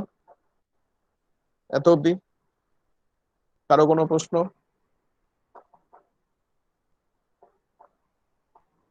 আচ্ছা, তাহলে মজার জিনিস এইবার আমরা স্যার যে হ্যাঁ বলো। স্যার বলছি এখানে পার্সেন্টেজ ডিটা দিয়ে বার করার জন্য কি অ্যাস্কি ভ্যালুটা বার করার জন্য কি ইন্টিজার আই দিতে হবে নাকি ওটা না দিলেও চলবে? তুমি কি দেবে বলো ইন্টিজারের বদলে?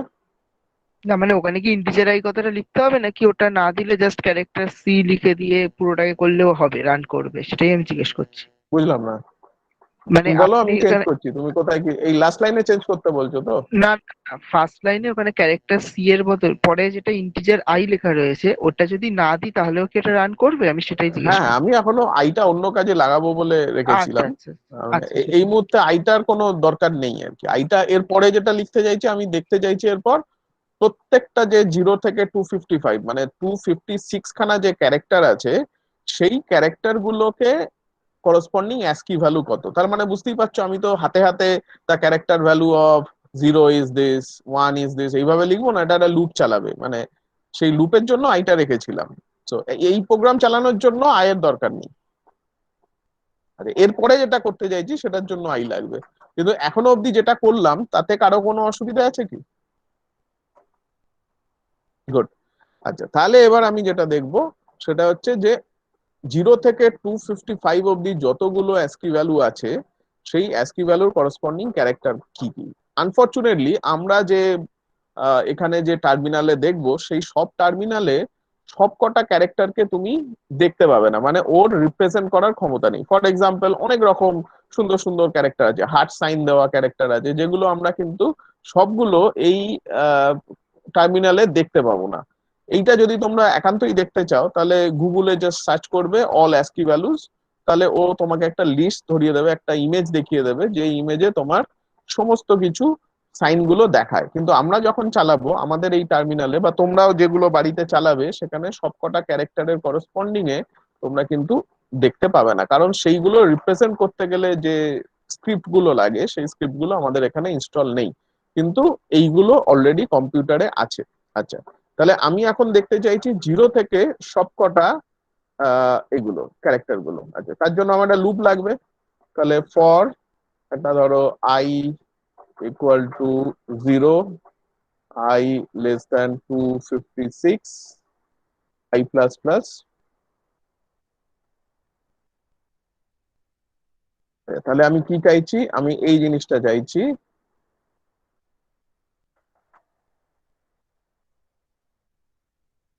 একটা ধরো, এবার আরেকটু মজা দেখবে যে আমার এখানেই আমি যদি আই নিই তাহলে কি হয়। এখানে সি নিলাম আমি, আচ্ছা সি থাকে, আইটা পরে লাগবে। The ASCII value of percentage C is percentage C. আচ্ছা, এইখানে আমি যেটা করব, আয়ের বদলে আমি সি দিয়ে রান করাবো। এটা একটু মজা।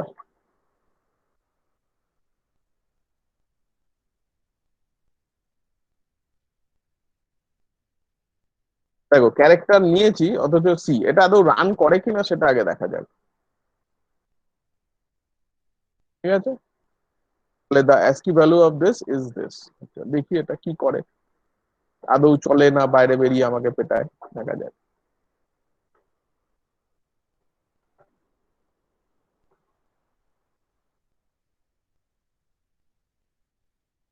রান করে গেছে, এখানে বলছে কিছু একটা গন্ডগোল দিয়েছে, আচ্ছা এটা এরার টেরার দিয়েছে, দেখা যাক রান করলে কি বলে। দেখো এ কিন্তু একটা লুপে পড়ে গেছে এবং এ ঘুরতেই থাকছে। যদি বন্ধ করো, এটা এটা এই মুহূর্তে থামানো যাবে না। যদি স্ক্রিনশট নিয়ে দেখা যেত তাহলে দেখবে যে এ কিন্তু খুব খারাপ নেই, মানে ক্যারেক্টার গুলো ঠিকঠাকই প্রিন্ট করছে। এটা একটু বাড়িতে যারা চালাবে তারা দেখতে পারো। আচ্ছা আমি এবার একটু এটাকে আই দিয়েই করি, সি দিয়ে না করে আই দিয়েই করি।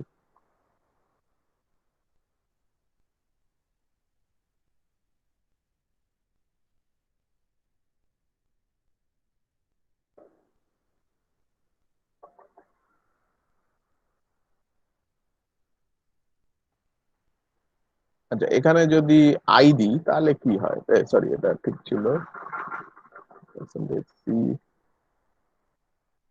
আই দিয়ে করি তাহলে কি হয়, যে এবার বলো তো কি হতে পারে। এবার কি ওই ইনফাইনাইট লুপে পড়বে? আগেরটা কেন ইনফাইনাইট লুপে পড়লো একটু পরে বুঝতে পারবে। আচ্ছা আপাতত এটা বলো তো কি দেবে। স্যার এখানে কি আই এর ক্ষেত্রে পার্সেন্টেজ সি হবে, কেননা ইন্টিজার ধরেছি তো, ওটা তো পার্সেন্টেজ ডি হওয়া উচিত। আচ্ছা আমি যদি পার্সেন্টেজ সি দিয়ে রান করাই আদৌ কি করবে না করবে না সেটা আগে বলো। আচ্ছা কম্পাইল করলে কি বলে দেখি। একটা ছোট করে খোঁচা দিয়েছে, ওখানে সি এর জায়গায় কি এরার দিয়েছে, কি দুটো ওয়ার্নিং দিয়ে ছেড়ে দিয়েছে, কিন্তু সি তে একটা খোঁচা দিয়েছে। এর নিচেরটা দেখলে বুঝতে পারবে, হয়তো তোমরা দেখতে পাচ্ছ না কিন্তু খোঁচা দিয়েছে। আচ্ছা এটাকে রান করিয়ে দেখি কি হয়। হ্যাঁ থেমেছে কিন্তু উত্তর দিয়ে দিয়েছে। আচ্ছা এবার দেখা যাক কি দিয়েছে। আচ্ছা এখানে দিয়েছে দ্য অ্যাস্কি ভ্যালু অফ, প্রথমটা পড়া যাচ্ছে না, প্রথম যেখান থেকে তোমরা হয়তো পড়তে পারবে সেটা, আচ্ছা এটা একটু বাড়াই। আহ, এবার একটু দেখতে পাচ্ছ,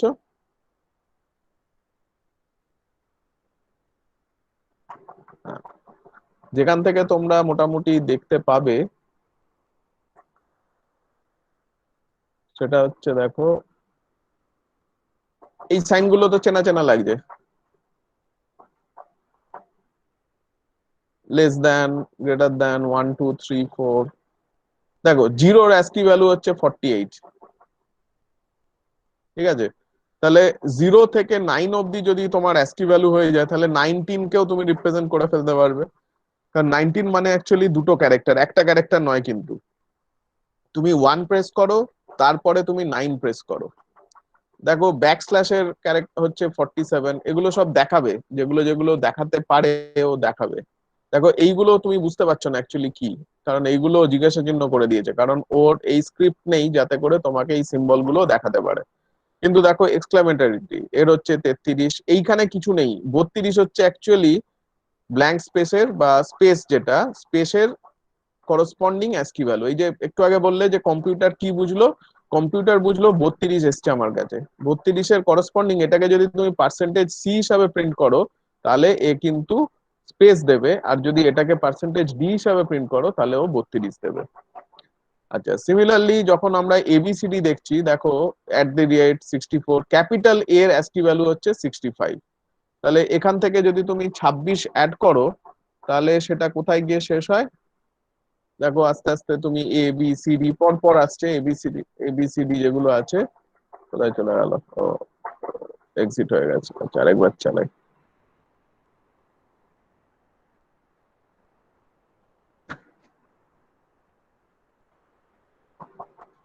এবিসিডি করে যদি দেখো তাহলে ওর অ্যাস্কি ভ্যালু গুলো এরকম। দেখো অনেক কিছু সিম্বল কিন্তু আমরা যেগুলো দেখতে পাই না কিবোর্ডে সেইগুলো আছে। দেখো পার্সেন্টেজ, ইন, স্পেশাল সিম্বল, এগুলো দেখবে ওয়ার্ড যখন করো স্পেশাল সিম্বল ইনসার্ট করলে, ফ্রেঞ্চ অ্যালফাবেট, অনেক কিছু অ্যালফাবেট আছে। এবার দেখো স্মল এবিসিডি এসছে, স্মল এবিসিডি যদি এ থেকে শুরু করো তাহলে স্মল এর হচ্ছে 96, 96 এর সঙ্গে যদি তুমি 26 অ্যাড করো, মানে 25 বেসিক্যালি, তাহলে ওটা গিয়ে দাঁড়াবে তোমার বারবার ভুল করে এটা টিপে দিচ্ছে, একটা যে কোনো কি দিলেই ওর বাইরে গেলে ও এ করে দেবে।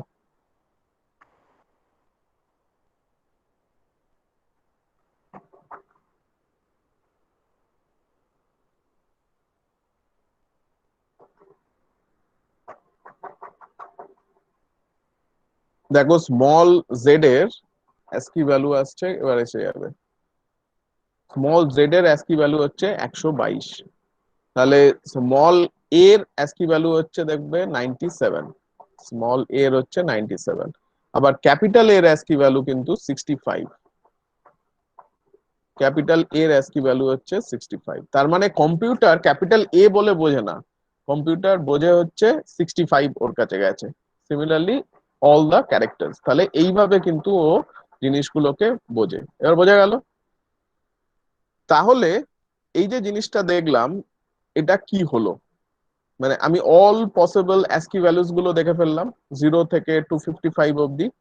এবং প্রথমে তাহলে দেখো এই যে আই দিয়ে ডিনোট করেছিলাম, এইটা আই কিন্তু actually corresponding to percentage C, তাও কিন্তু ও নিয়ে নিল। এবং এইখানে যখন তোমরা করবে তখন এইটাকে সি দিয়েও করা যেত, সেটাকে আনসাইন্ড ক্যার দিয়ে করলেও হয়ে যেত। এই আনসাইন্ড ক্যার বলে বস্তুটাকে, এটাকে ধরো আমি করে দিলাম আনসাইন্ড ক্যার, দেখি আনসাইন্ড ক্যার দিয়ে কি হয়। আনসাইন্ড ক্যার, ঠিক আছে। এবার এইটাকে আমি পি দিয়েই রান করি, দেখি এটা এখনো ইনফাইনাইট গ্রুপে পড়ে কিনা। দেখা যাক এটা কি দেয়। আনসাইন্ড ক্যার বলে একটা বিষয় আছে, তাহলে ক্যার হয়, আনসাইন্ড ক্যার বলেও একটা জিনিস হয়। দেখি তাতে কোনো পরিবর্তন আসে কিনা। এটাতেও কি ইনফাইনাইট লুপে পড়ে যাবে? এখানেও একটু খোঁচা দিয়ে গেছে আইতে, এখানেও কিন্তু ইনফাইনাইট লুপে পড়ে আছে। দেখো এর ভ্যালুস গুলো কিন্তু কত অবধি যাচ্ছে, 255 অবধি গিয়ে থেমে যাচ্ছে, আবার নতুন করেও লুপে পড়ছে। তাহলে প্রশ্নটা হলো, এইটায় সিএ যখন করছি তখন ও কিন্তু ইনফাইনাইট লুপে পড়ছে না, কিন্তু আইতে যখন রাখছি, মানে সিতে যখন করছি ইনফাইনাইট লুপে পড়ছে, অথচ আইতে গেলে ইনফাইনাইট লুপে পড়ছে না, এর কারণটা কি? প্রশ্নটা ক্লিয়ার? এই জিনিসটাই যখন আমি আই দিয়ে করছি, দেখো আই দিয়ে করলে কিন্তু নিয়ে নিচ্ছে, সেখানে আর থামছে না, মানে থেমে যাচ্ছে। কিন্তু যদি আমি এটাকে অনেক রকম চেষ্টা করলাম, আনসাইন ক্যার ক্যার, তাতেও কিন্তু থামলো না, ওয়্যারএজ এইখানে ঠিকঠাক ও আউটপুট দিচ্ছে। কেন?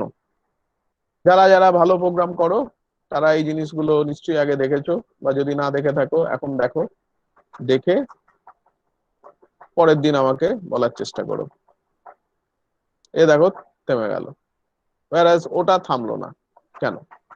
ঠিক আছে, এই ছোট ছোট জিনিসগুলো কিন্তু আমি যেগুলো বলি, এইগুলো হচ্ছে ভেতর থেকে না বুঝলে ব্যাপারটা হবে। এই যে আনসাইন ক্যার লিখলাম, এই আনসাইন ক্যার এর মানেটা কি, এগুলো একটু দেখো, তাহলে খানিকটা আইডিয়া হয়তো হলেও হতে পারে।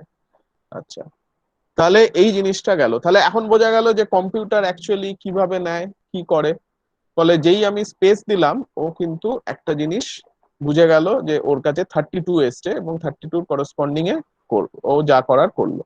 আচ্ছা, এবার আমরা যেটা করব, ক্যারেক্টার অ্যারে নিয়ে মোটামুটি অনেকটাই তোমরা বুঝতে পারলে। এবার আমরা যেটা করব, একটা ক্রিপ্টোগ্রাফিক স্কিম করব, সেটা হচ্ছে সিজেরিয়ান সাইফার। সো এইটা ইমপ্লিমেন্ট করব আমরা। ধরো একটু সিজেরিয়ান সাইফারটা দেখে নিই, যে কোনো একটা জায়গায় গেলেই হবে। ধরো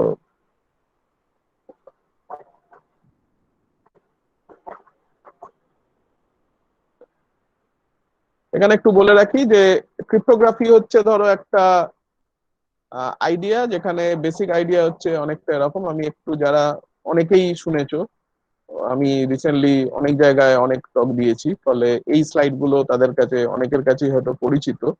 যারা শোনোনি তারা একটু শুনে নাও, আর যারা শুনেছো একটু কষ্ট করে বোর হও, আর কিছু করার নেই।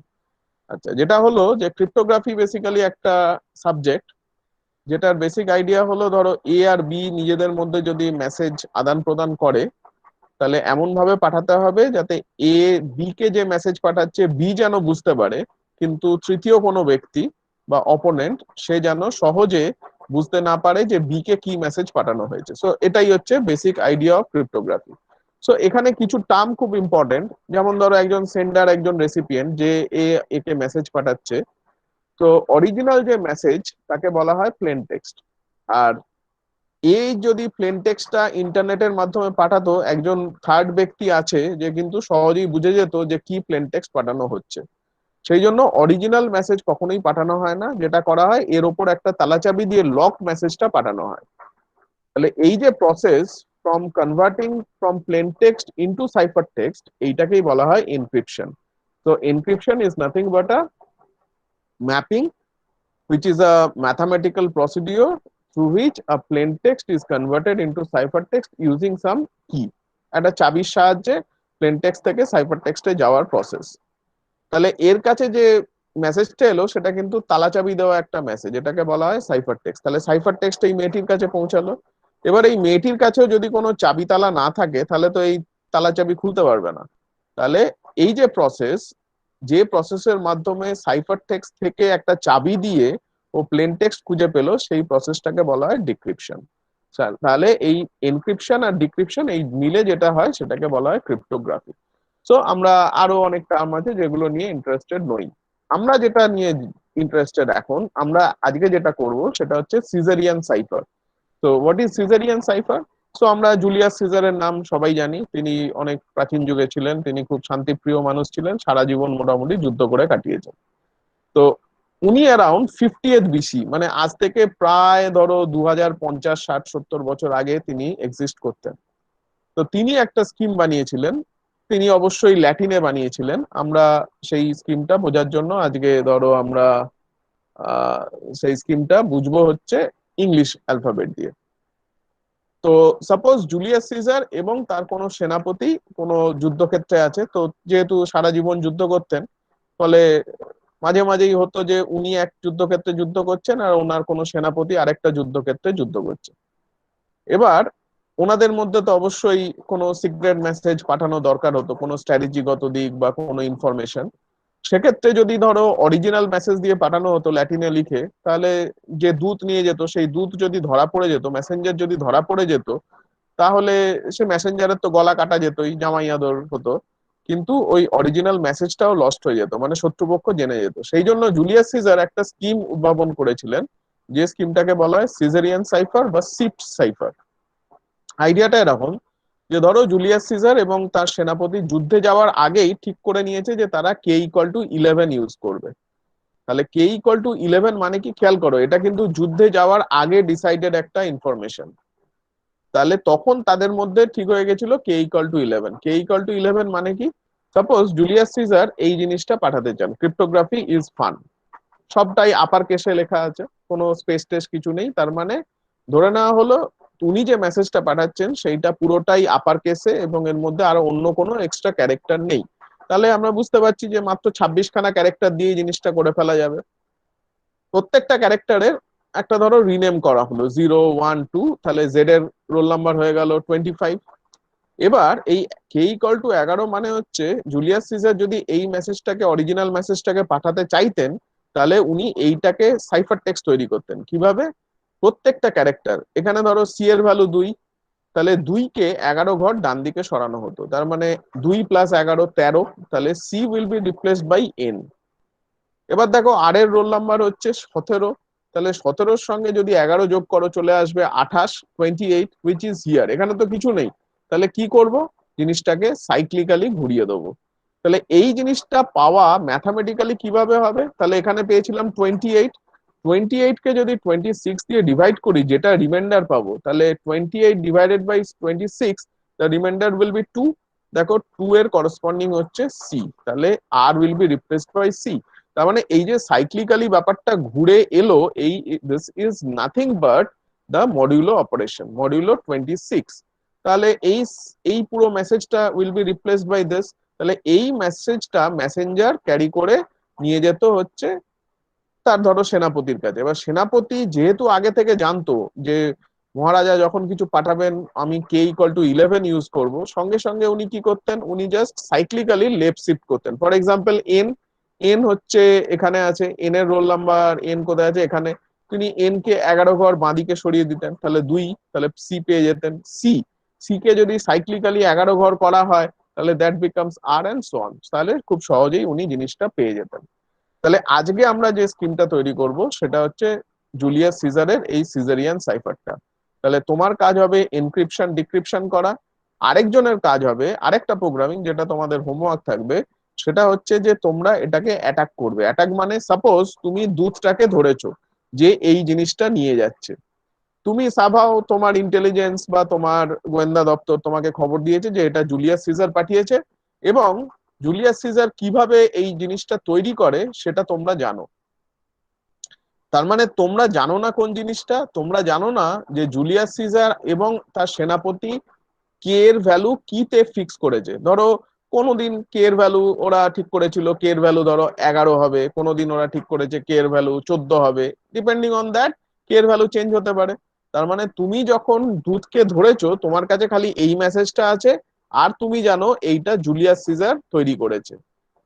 এবার তোমার কাছে আননোন হচ্ছে কি k=11, তাহলে এবার প্রশ্ন হলো তুমি কিভাবে এখান থেকে অরিজিনাল মেসেজটা রিট্রিভ করবে, এটাই হচ্ছে তোমাদের হোমওয়ার্ক থাকবে। আমি জাস্ট তোমাদের একটা আইডিয়া দেব যে how this message can be encrypted or decrypted, ঠিক আছে? আচ্ছা, তাহলে এবার আমাকে আইডিয়াটা বুঝলে, এবার আমাকে তোমরা একটু বলার চেষ্টা করো তো তোমাদের কি মনে হয় এটা কিভাবে করা উচিত। তাহলে বুঝতেই পারছো আমাকে ক্যারেক্টার ইউজ করতে হবে, ক্যারেক্টার অ্যারে ইউজ করতে হবে। So for the time being আমি ধরে নিলাম যে তোমার যে মেসেজটা আছে সেই মেসেজের মধ্যে স্পেস থাকতে পারে বোঝার সুবিধের জন্য। জুলিয়াস সিজার ধরো এর সঙ্গে একটু আমি অ্যাড করলাম, জুলিয়াস সিজার ধরো cryptography space is space fun, এবং উনি যেভাবে এনক্রিপ্ট করেছেন ধরো যেখানেই স্পেস পাবেন উনি স্পেস দিয়ে রিপ্লেস করবেন।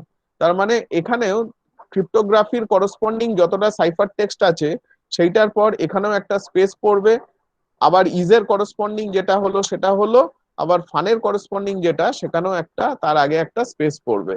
তার মানে তোমার এনক্রিপশন ফাংশনটা এরকম যে cryptography space is space fun, এটা হচ্ছে প্লেন টেক্সট।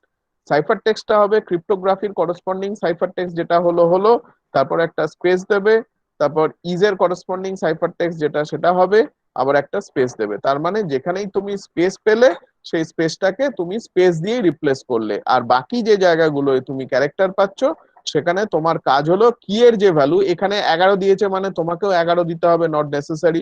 তুমি ইউজারের থেকে চাইবে কে এর ভ্যালুটা, তাহলে ইউজারের থেকে একটা প্লেন টেক্সট চাইবে যেটা একই লাইনের মধ্যে আছে, তার মানে এন্টার দেওয়ার আগে অবধি তুমি ধরে নিলে সমস্তটাই তোমার প্লেন টেক্সট। এইবার তুমি কে এর ভ্যালু চাইলে ইউজারের থেকে, ধরো কে এর ভ্যালু দিল 5, তাহলে তার করসপন্ডিং যে সাইফার টেক্সট হবে সেটা তোমাকে প্রথম বানাতে হবে, এটা হলো এনক্রিপশন প্রোগ্রামিং। এর সঙ্গে সঙ্গে যে ডিক্রিপশন প্রোগ্রামিং হবে সেখানের ইনপুট কি হবে, সেখানের ইনপুট কি হবে ডিক্রিপশন প্রোগ্রামিং এর, একটু বলো কেউ মাইকে শুনি, ডিক্রিপশন প্রোগ্রামের ইনপুট কি হবে?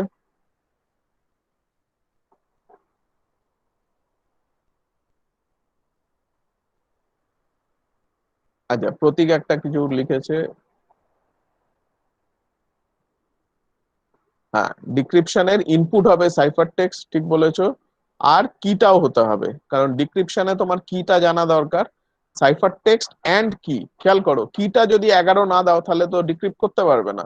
তাহলে ডিক্রিপশন কিন্তু অন্য একজন করছে, যার কাছে ধরো সাবঅর্ডিনেট বা সেনাপতি ডিক্রিপ্ট করছে, তাহলে ডিক্রিপ্টের জন্য ও কি করবে, সাইফার টেক্সটটা দেবে, আর কত কি ওরা নিজেদের মধ্যে ডিসাইড করেছিল সেই কি এর ভ্যালুটাও দিতে হবে। তাহলে এইটা দেওয়ার পর ও প্লেন টেক্সট ব্যাক করবে, ঠিক আছে?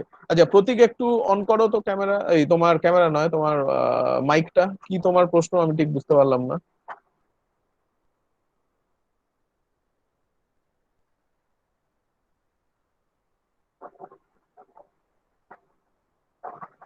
সাইকেল পরে, আচ্ছা ওর মাইকের অসুবিধা আছে, আচ্ছা আমি পরে দেখছি তোমার কি প্রশ্ন, তাহলে আগে আমরা প্রোগ্রামিংটা করার চেষ্টা করি। আচ্ছা, আমাকে কেউ একজনের অ্যালগোরিদমটা বলার চেষ্টা করবে যে কিভাবে করবে, এতক্ষণে বুঝে গেছো কিভাবে ইনপুট নিতে হয়, তুমি বুঝতেই পারছো আমরা একটা স্ট্রিং এ ইনপুট নেব, কারণ আমারটা এক লাইনের মধ্যেই ইনপুটটা আছে, আমি ধরে নিয়েছি। স্ট্রিং নেব এবং সেটা স্পেস থাকতে পারে, তাহলে স্পেস থাকলে কিভাবে ইনপুট নিতে হয় আমরা সেটাও শিখে গেছি। এবার আমাকে বলো অ্যালগোরিদমটা কি হবে, আমি কিভাবে এটাকে হ্যান্ডেল করব। কেউ একজন বলো।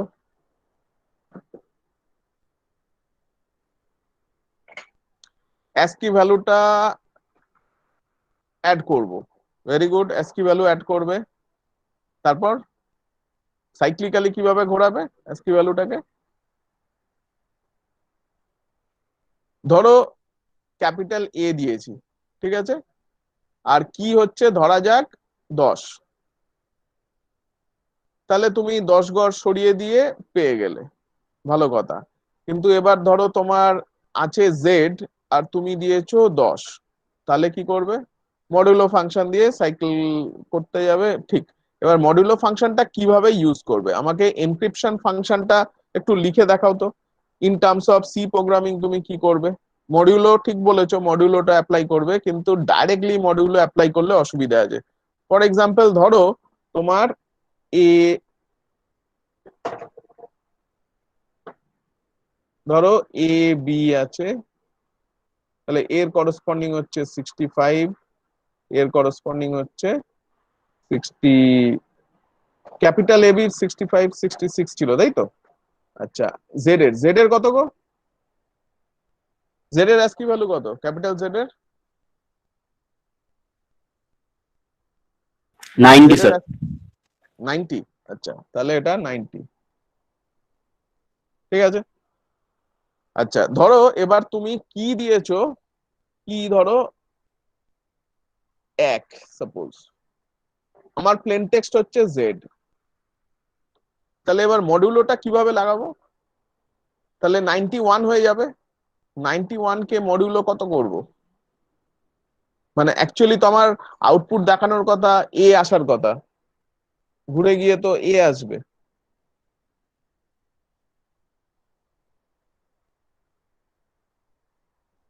খেয়াল করো আমি ধরে নিয়েছি আমার পুরো ব্যাপারটাই ক্যাপিটাল এ টু জেড আছে, আর স্পেস আছে, স্পেস পেলে আমি সেটাকে ইগনোর করব, স্পেস পেলে স্পেস দিয়ে রিপ্লেস করে দেবো। নাও মাই পয়েন্ট ইজ আমাকে এমন ভাবে মডুলো অপারেশনটা করতে হবে যাতে করে এ জেড যদি প্লেন টেক্সট হয় আর আমার কি যদি 1 হয়, তাহলে সাইক্লিক্যালি তো একটা ঘুরবে, ঘুরে এ দেখানোর কথা, কিন্তু এখানে তো আমার হয়ে যাবে 91, 91টাকে আমি কিভাবে এ তে নিয়ে আসবো। So you have to think a little bit, direct modulo operation কিন্তু করা যাবে না। হ্যাঁ, বলো, কেউ একজন বলার চেষ্টা করছো, বলো।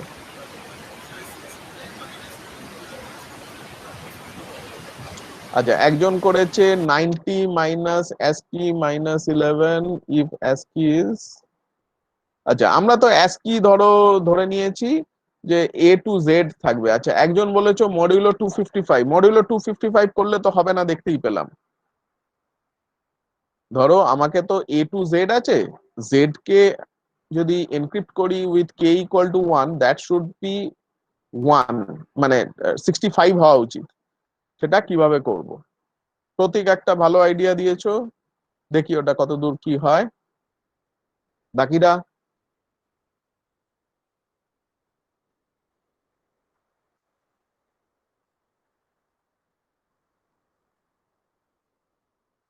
90 মাইনাস 65 প্লাস কি প্লাস 65, বাহ কাছাকাছি চলে গেছে। হ্যাঁ ঠিকই বলেছো। আচ্ছা তার মানে বেসিক্যালি আমাকে যেটা করতে হবে, আমাকে একটু অরিজিনটাকে শিফট করতে হবে, কারণ আমাকে আলটিমেট মডিউলো 26ই করতে হবে, কারণ 26 খানা ক্যারেক্টার আছে। তাহলে আমাকে বেসিক্যালি অরিজিনটাকে শিফট করতে হবে। তার মানে আমার ধরো এ হচ্ছে এখানে আছে, এটা হচ্ছে 65, বি ধরো 66, আর এখানে আছে জেড, জেড হচ্ছে 90 বললে, তাই তো? জেড হচ্ছে 90, হলো? আচ্ছা তাহলে আমাকে মডিউলো 26 করতে গেলে এখানে 0 আছে, এখানে 26 আছে, পুরো ব্যাপারটাকে, পুরো এই জিনিসটাকে, এখানেও 26 খানা আছে, এই পুরো জিনিসটাকে এখানে আনতে হবে, এনে মডিউলো অপারেশন করে আবার ওকে ফিরিয়ে নিয়ে যেতে হবে এখানে। ঠিক আছে? তাহলে কি করা উচিত, যদি আমি পুরো ব্যাপারটাকে, যে কোনো একটা ক্যারেক্টার যদি থাকে, ধরো ক্যারেক্টারে আছে ধরো সি, তার মানে 67, এইটাকে যদি আমি অরিজিনটাকে শিফট করি, মানে এইটাকে পুরো টেনে এদিকে নিয়ে চলে আসি, তাহলে এটা একসঙ্গে 26 খানা, একসঙ্গে পুরো 26 খানা এদিকে চলে যাবে। তার মানে আমি যদি গোটা যে লাইন ছিল, ধরো এখান থেকে এখানে হচ্ছে 65 থেকে 90, এই যে 26 খানা, আর এখানে ছিল 0 থেকে 25, এই যে নাম্বারটা, এই দুটো ইন্টারভাল কিন্তু একই লেন্থের। আমি যদি এই পুরো ইন্টারভালটাকে, ম্যাথসের লোকেদের পক্ষে এইসব শিফট করা কিছুই নয়, মনে মনে চোখ বন্ধ করলেই তারা দেখতে পায়, এই যে শিফট হলো, এই শিফটটাকে নিয়ে চলে আসতে পারি, তার মানে অরিজিনটাকে আমি শিফট করে দিলাম। তার মানে এখানে যে কোনো একটা ক্যারেক্টারকে যদি এইখানে নিয়ে আসতে হয়, ফর এক্সাম্পল ধরো সিটাকে যদি এখানে দেখতে হয়, এই ইন্টারভালের মধ্যে আসলে সি এর ভ্যালু হয়ে গেল 2, কিন্তু এই ইন্টারভালের মধ্যে সি এর ভ্যালু কিন্তু 67। তাহলে কি করব, আমি কিছুই নয়, এই যে সি এর থেকে, সি এর যে অ্যাসকি ভ্যালু, সেটা থেকে যদি 65 বিয়োগ করে দিই, তার মানে বেসিক্যালি অরিজিনটা শিফট হয়ে এখন সিটা এই ইন্টারভালের মধ্যে চলে এলো। তাহলে এইটাকে এখন আমি ভাবতেই পারি, যে কোনো একটা ক্যারেক্টার থেকে যদি 65 আমি বিয়োগ করে দিই, that can be thought of as an element of this interval. হলো। এইবার এইটার সঙ্গে আমি কি করতে পারি, কে অ্যাড করতে পারি। যেই কে অ্যাড করে দেবো, সেই কেটা এর মধ্যে চলে এলো। এবার যদি এটাকে আমি মডিউলো 26 করি, তাহলে এর মধ্যে সাইক্লিক শিফট যা যা ঘটার ঘটবে, ঘটার পর আমি যদি পুরো ব্যাপারটাকে 65 অ্যাড করে দিই, then it will go back to the original. এইখানে বোঝা গেল? এই যে ফাংশনটা লিখলাম, এই ফাংশনটা সবাই বুঝতে পারলে কিনা দেখো। প্রথমে যে কোনো একটা ক্যারেক্টার নিলাম, সেই ক্যারেক্টার কে আমাকে এই ইন্টারভ্যালে আনতে হবে, কারণ এইখানে সাইক্লিক শিফট হয়, এইখানে সাইক্লিক শিফট হয়। তাহলে এই ক্যারেক্টারটাকে আমাকে এইখানে আনতে হবে, তার জন্য আমি জাস্ট সেই ক্যারেক্টার থেকে 65 বিয়োগ করে দিলাম। So now this is an element within this interval. এই ইন্টারভালের মধ্যে কে অ্যাড করলাম, কারণ আমার এনক্রিপশন ফাংশনটাই সেটা, কে অ্যাড করা। কে অ্যাড করে এই যে ঘুরে আসতে হবে, কে অ্যাড করে তো বেরিয়েও আসতে পারে, এখানেও চলে আসতে পারে, এখানে চলে আসলে তাকে আবার আমাকে ঘুরিয়ে নিয়ে যেতে হবে। ঘুরিয়ে নিয়ে যাওয়ার জন্য মডিউলো 26 করে দিলাম। মডিউলো 26 করে দেওয়ার ফলে এর ভ্যালুটা দেখো 0 থেকে 25 এর মধ্যেই থাকবে, তার মানে এখানেই কোথাও থাকবে। সেইটাকে যদি আবার অরিজিন শিফট করে মানে 65 অ্যাড করে দিই, তাহলে সে আবার এইখানে তার প্রপার যে জায়গাটা সেখানে রিফ্লেক্টেড হবে। তাহলে বোঝা গেল? ফর এক্সাম্পল ধরো এখানে সি ছিল, আমি কে এর ভ্যালু 1 নিয়েছি, কে এর ভ্যালু ধরা যাক 1, তাহলে এখানে সি মানে 67, তাহলে 67 মাইনাস 65, তার মানে 2, 2 প্লাস 1 মডিউলো 6 মানে 26, মানে এটা 3 থেকে গেল, তার মানে 3 প্লাস 65, 3 প্লাস 65 মানে 68, তার মানে অ্যাকচুয়ালি এখানে যখন 68 এর করসপন্ডিং যে অ্যাসকি ভ্যালু, সেটা যখন ক্যারেক্টার হিসাবে দেবে, দ্যাট বিকামস ডি। তাহলে আমার অ্যাকচুয়ালি সিটাকে এক ঘর সরালে ডি দেওয়ার কথা, সেটা পেয়ে গেলাম। এটা কি সবাই বুঝতে পারলে? যদি না বুঝতে পারো আবার বলো, আমি আবার রিপিট করব।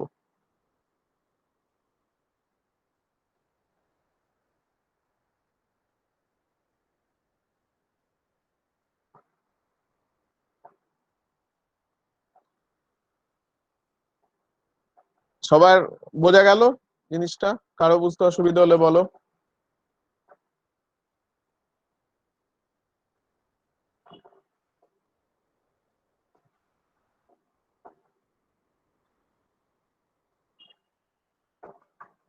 আচ্ছা, এক্সপেক্টেড সবাই বুঝতে পেরেছো, তাহলে কোডটা দেখা যাক এবার।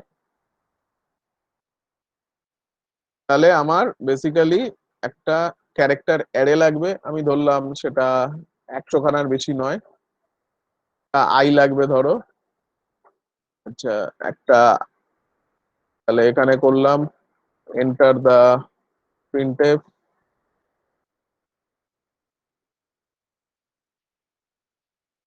এন্টার the plain text, তাহলে আমরা একটু আগেই দেখেছি প্লেন টেক্সট নেওয়ার উপায় হচ্ছে scanf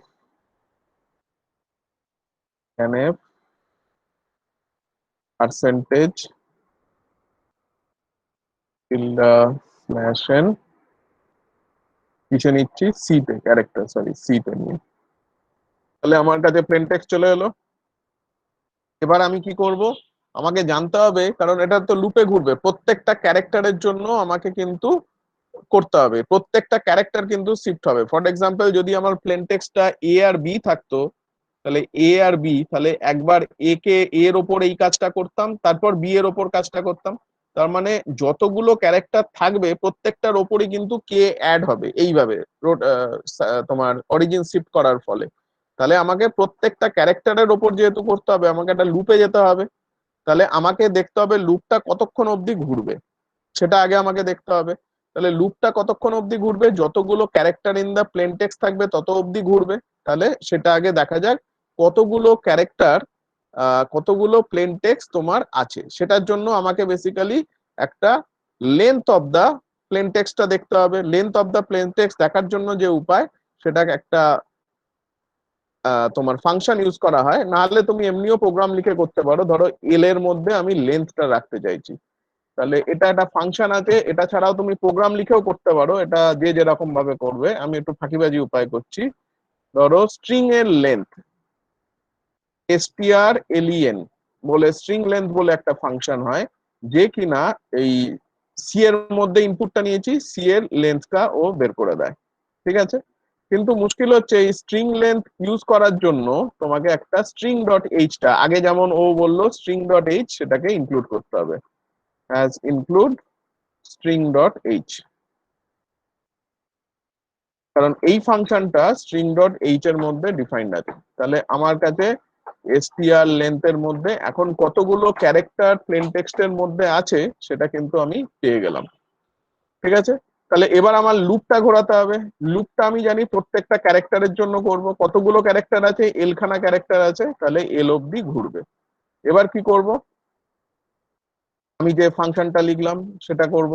তাহলে ধরো তুমি এখানে সি নিয়েছো, যেখানে তোমার প্লেন টেক্সট আছে। আচ্ছা, আমি এটাকে পি নাম দিলাম, ধরো পি হচ্ছে একটা প্লেন টেক্সট, তাহলে এটা সি এর বদলে পি করে দিলাম। আর সি রাখছি যার মধ্যে আমি সাইফার টেক্সট রাখবো, পি ধরো 100, তাহলে এটা পি হবে। তাহলে সাইফার টেক্সট আই এর মধ্যে কে থাকবে, প্রথম ক্যারেক্টারের জন্য কি করলাম, প্রথম ক্যারেক্টারের জন্য দেখো আমি যে ফাংশনটা লিখেছিলাম সেটা হচ্ছে যে সি যে ক্যারেক্টার আছে সেই ক্যারেক্টার -65। তাহলে প্রথম ঘরে কে ক্যারেক্টারটা আছে, পি আই আছে, তার মানে পি 0 আছে অ্যাকচুয়ালি। তাহলে পি আই -65, তাহলে এর অরিজিন শিফট হয়ে গেল। দেখো পি আই কেন করলাম, কারণ লুপে ঘোরাচ্ছি। i = 0 মানে পি 0 তে, তার মানে প্রথম ঘরে যে ক্যারেক্টারটা আছে ফার্স্ট প্লেন টেক্সটটা। তাহলে p0 -65 মানে অরিজিন শিফট হয়ে গেল, প্লাস কে। আচ্ছা, আমি কে কিন্তু নেওয়া হয়নি, প্লেন টেক্সট নিলাম কিন্তু কেটাও নিয়ে নি, প্রিন্টএফ। তাহলে এন্টার দ্য কি, তাহলে এই কি নেওয়ার জন্য আমাকে আরেকটা কে নিতে হবে। আমি জানি ইন্টিজার, সেটা 0 থেকে 255 এর মধ্যেই হবে কিটা। তাহলে আমি স্ক্যান করে নেবো, scanf %d &k। তাহলে কে তে আমার জিনিসটা নেওয়া হয়ে গেল। এইবার যেই কে তে নিয়ে নিলাম, এইখানে কেটা ডিফাইন্ড হয়ে গেল। এরপরে আমি কি করছি, এই পুরো জিনিসটাকে সাইক্লিক্যালি ঘোরানোর জন্য 26 দিয়ে ভাগ করে রিমাইন্ডারটা নিচ্ছি। তাহলে এই পুরো ব্যাপারটাকে ধরো একটা ব্র্যাকেটের মধ্যে পুরে দিলাম। তাহলে এইটা অরিজিনে শিফট হয়ে 0 থেকে 25 এই যে রেঞ্জের মধ্যে এর ভ্যালু ঘোরাফেরা করলো, অরিজিন শিফট হয়ে গেল। তাহলে অ্যাকচুয়াল অ্যাস্কি ভ্যালুতে ফিরতে গেলে আমাকে কিন্তু আবার সেই 65 দিয়ে যোগ করতে হবে, কারণ আমি অ্যাজিউম করে নিয়েছি all ASCII values are in capital, মানে 65 থেকে 90 এর মধ্যেই আছে। এটা কিন্তু আমার অ্যাজাম্পশন, তার মানে প্লেন টেক্সটটা যেটা দিয়েছি সেটা কিন্তু সবাই হচ্ছে ক্যাপিটালে দেওয়া আছে। আর স্পেস থাকতে পারে, আমাকে এখন কিন্তু স্পেসটা কিন্তু ইনকর্পোরেট করা হলো না।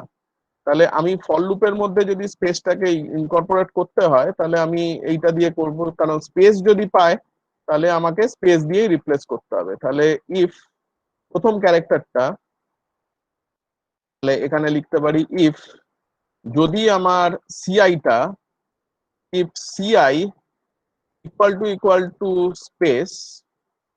স্পেস লেখার উপায় কি, এখানে দেখো এই কোর্সের মধ্যে, সিঙ্গেল কোর্সের মধ্যে যদি একটা স্পেস দিয়ে দিই, এটার মানে হচ্ছে সিআই স্পেস কিনা দেখবে। এটা যদি আমি ক্যাপিটাল এ করতাম তাহলে ও চেক করবে। খেয়াল করো একটা কোর্সের মধ্যে, কিন্তু যদি আমি কোর্সের মধ্যে ক্যারেক্টার যেটা দেখতে চাইছি সেটা দিই তাহলে কিন্তু ওই একটা ক্যারেক্টার কিনা সেটা চেক করার উপায়।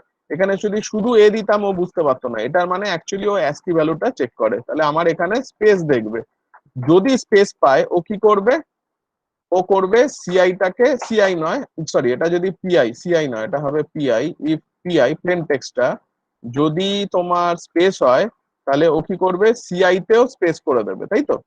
সিআই তেও ও স্পেস দিয়ে দেবে, ইকুয়াল টু স্পেস মানে হচ্ছে এটার মাঝে স্পেস দিয়ে দিল। আর যদি না হয়, তার মানে যদি এটা স্পেস না হয় তাহলে ও এই কাজটা করবে। হয়ে গেল। তাহলে যদি পিআই তে এ পায় তাহলে স্পেস বসিয়ে দেবে সিআই তে, যদি স্পেস না হয় তাহলে সিআই তেও এই কাজটা করবে। তাহলে এইটার পরই আমি যদি লিখি printf the ciphertext the ciphertext for the key percentage d is percentage s। আচ্ছা, এইটা যদি পার্সেন্টেজ এ দিয়ে এস দিয়ে করে তুমি এখানে কে দিতে পারো, কে দেওয়ার পর এস দেওয়া মানে সিটা প্রিন্ট করে দিলেই হবে। ঠিক আছে, এটা একটা নিউ লাইনে করে দিই। হলো, দিয়ে এবার রান করানো যাক, দেখা যাক।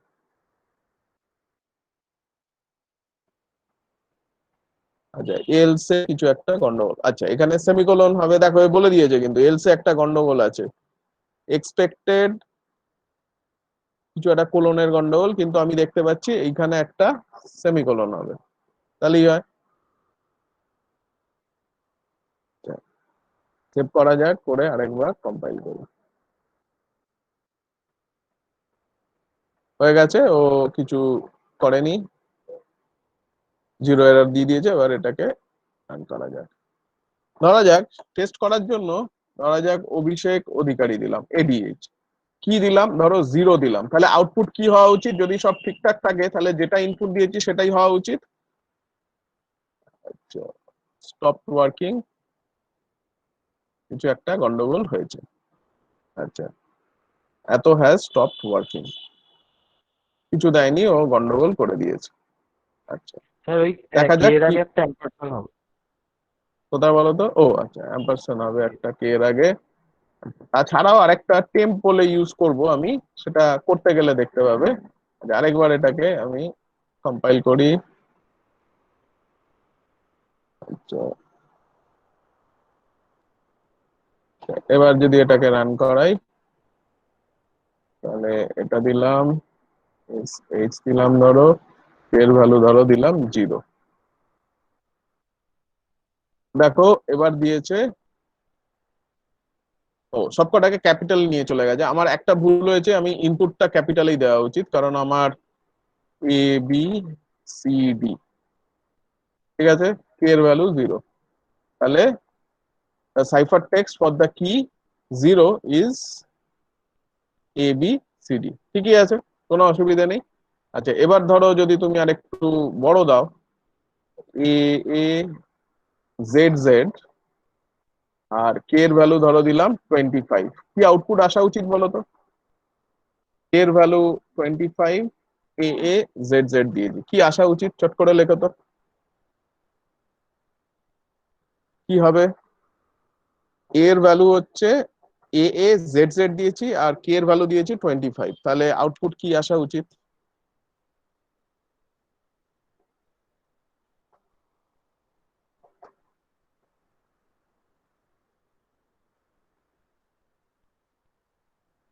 জেড জেড এ, ঠিক বলেছো, একটা স্পেস হওয়ার কথা। তাহলে Z Z Y Y, Z Z Y Y, Z Z A লিখেছো যারা, দেখো 25 ইজ ইকুইভ্যালেন্ট টু পুরো জিনিসটাকে কিন্তু শিফট করানো। কোন দিকে শিফট করানো? তোমার ডান দিকে 25 বার যাওয়া মানে ইজ সেম অ্যাজ বাঁ দিকে জাস্ট একবার যাওয়া। এটা জিওমেট্রিক্যালি এগুলো বোঝো, এগুলো কিন্তু তোমাদের জিওমেট্রিতে ইম্পর্টেন্ট জিনিস এগুলো। তুমি পুরো জিনিসটা 25 বার ঘোরা, তার মানে তুমি ঘুরছো এদিক থেকে এদিকে 25 বার, ঠিক আছে? ধরো একবার দুবার তিনবার করে 25 বার হচ্ছে ঘুরেছো। সেম অ্যাজ উল্টো দিকে একবার গেলেই কিন্তু সেখানে চলে যাবে। যেমন আমরা যখন আমরা ডিএন পড়ি, ডাইহেড্রাল গ্রুপ, ধরো D4 পড়ছি, তখন বেসিক্যালি তোমরা দেখবে যখন এগুলোকে রোটেশন করি, তার মানে R cube is same as R inverse. তার মানে কি, এটা ডান দিকে তিনবার ঘোরানো ইজ সেম অ্যাজ বাঁ দিকে একবার ঘোরানো। তার মানে 25 বার ডান দিকে ঘোরা ইজ সেম অ্যাজ, যেহেতু টোটাল 26 বার, সেম অ্যাজ বাঁ দিকে একবার ঘোরানো। সুতরাং একই ব্যাপার। সো এই আইডিয়া থেকেই বুঝতে পারলে। তাহলে বোঝা গেল কি হলো এনক্রিপশন ফাংশনটা, তাহলে ঠিকঠাকই দিচ্ছে। এবার আমার যেটা লাগবে সেটা হচ্ছে ডিক্রিপশন। তাহলে এই ফাংশনটা অ্যাকচুয়ালি আরেকটা ফাইলে বা আরেকটা প্রোগ্রাম করা উচিত, যার ইনপুট হবে সাইফার টেক্সট আর যার ইনপুট হবে কি, সেখান থেকে তোমার পাওয়া উচিত এনক্রিপশনটা, মানে অরিজিনাল প্লেন টেক্সটটা আউটপুট হিসাবে দেবে। আমি আপাতত এই প্রোগ্রামেই ফাংশনটা লেখার চেষ্টা করছি। আচ্ছা, আবার একটু অঙ্ক করে দেখে নেওয়া যাক যে কি হলো। আমার এখানের এই যে ফাংশনটা ছিল, এই ফাংশনটা অ্যাকচুয়ালি অরিজিনাল ফাংশনটা যেটা এনক্রিপ্ট করতে কাজে লেগেছে, এটাকে যখন ডিক্রিপ্ট করব তখন আমি অ্যাকচুয়ালি কি করব? সাইফার টেক্সট যেটা আছে সেইটাকে আমি কি করব? সাইফার টেক্সটটাকে বাঁদিকে ঘোরানো মানে ইজ ইকুইভ্যালেন্ট টু বিয়োগ করে দেওয়া। তার মানে যদি আমার সি হয় সাইফার টেক্সট, সেই সাইফার টেক্সটটাকে যদি আমি বিয়োগ করি কে, তাহলেই আমার প্লেন টেক্সট চলে আসা উচিত, কিন্তু আবার সেটাকে সাইক্লিক্যালি ঘোরাতে হবে।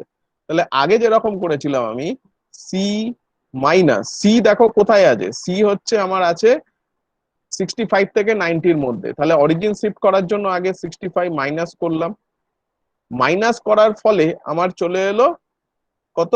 আমার চলে এলো এখন এটা 0 থেকে 25 এর মধ্যে। সেখানে আমি এবার মাইনাস কি করব? কে। তাহলে মাইনাস কি করে মডিউলো যদি 26 করি, মড 26, তাহলে দেখো এটা আমার সাইক্লিক্যালি ঘুরে গেল। আগে ছিল রাইট শিফট, এখন হয়ে গেল পুরো ব্যাপারটা লেফট শিফট। কিন্তু এটা করতে গিয়ে একটা অসুবিধা হবে, ধরো সি এর ভ্যালু সাপোজ ক্যাপিটাল বি, তার মানে 66, আর কে এর ভ্যালু ধরো 10, তাহলে এই পুরো জিনিসটা নেগেটিভ চলে আসবে। সেইটা যাতে অসুবিধা না হয়, অনেক সময় অসুবিধা হয়, আমি যদি এখানে +26ও করে দিই, মডিউলো যেহেতু 26 করছি, সো মাইনাস কে ইন, যদি এই ক্লাসটা ভাবো, in Z26 is same as 26 minus k। এই ক্লাস হিসাবে তো এই দুজনের মধ্যে কোনো ফারাক নেই। তাহলে আমি এইটাকে অনেক সময় কাজের সুবিধার জন্য আমরা এইটাকে +26 করে দিলেও এখানে কোনো অসুবিধা হবে না, কারণ এখানে অনেক সময় নেগেটিভ অ্যান্সার চলে আসতে পারে। কিন্তু এইটা যেহেতু +26 করে দিয়েছি, দেখো এই সি এর ভ্যালুটা অবশ্যই 65 এর থেকে বড় বা সমান। এটা 65 থেকে 90 অব্দি ভ্যারি করে, ফলে এই জিনিসটা কখনোই নেগেটিভ হতে পারে না। আর এই কে এর ভ্যালুটাও আমরা 0 থেকে 25 এর মধ্যে রাখাতে, এই যদি 26 প্লাস করে দিই, তার মানে এইটা, এই কনসেপ্টটা যদি ইউজ করি, 26 মাইনাস কে, এটাও ইজ অলওয়েজ পজিটিভ। তার এবার মড নিলাম, তাহলে এটাও পজিটিভই হয়ে গেল। এরপর আমি আবার অরিজিন শিফট করার জন্য 65 করে দেবো। তাহলে আমার এখানে ডিক্রিপশন ফাংশনটা কি করব? এবার আমি ডিক্রিপশন ফাংশনটা যদি করি, একই আবার একটা ফর লুপ হবে, ফর লুপের মধ্যে আমি ডিক্রিপশন ফাংশনটা করব। ধরো আমি আরেকটা প্লেন টেক্সটের জন্য আরেকটা ধরো ম্যাট্রিক্স রাখছি, ধরো সেটার নাম ডি দিলাম, D100। তাহলে ডিক্রিপ্ট করার পর আসবে এই ফর লুপটাকে আরেকবার আমি কপি করে দিলাম, ফর লুপটা। তাহলে এখন তোমার প্লেন টেক্সট নয়, এখন যদি সাইফার টেক্সট হয় সি, যেটা সি যদি হয় তাহলে আমার প্লেন টেক্সটে ডি করব, ডি স্পেস হয়ে যাবে। তাহলে এইটা যদি ডি হবে আর এটা হয়ে যাবে, এইখানে একটু চেঞ্জ আসবে। তাহলে এটা ছিল সাইফার টেক্সট, হ্যাঁ, তাহলে সাইফার টেক্সট -65 প্লাস 26 মাইনাস কে মডিউলো 26 65। তাহলে এখানে হবে দা রিট্রিভ বা না এটা কি লিখতে চাইছি, দা আচ্ছা the returned return the returned the returned plain text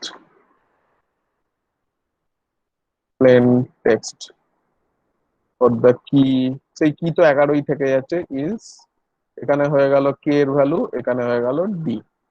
ঠিক আছে, এটা চালানো যাক।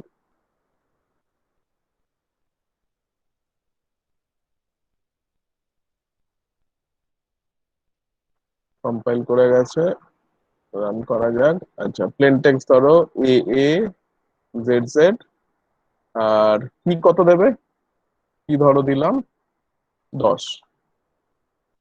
the cipher text for the key is এইটা, the return plain text is AAZZ। দেখো প্লেন টেক্সটটা কিন্তু ঠিকঠাক রিটার্ন করে দিয়েছে। এটাই ছিল আমার প্লেন টেক্সট, বোঝা গেল? তো এটা অ্যাকচুয়ালি দুটো প্রোগ্রাম হওয়া উচিত, একটা এনক্রিপশন একটা ডিক্রিপশন। এনক্রিপশনের ইনপুট হবে কি এবং প্লেন টেক্সট, আর ডিক্রিপশনের ইনপুট হবে সাইফার টেক্সট এবং কি।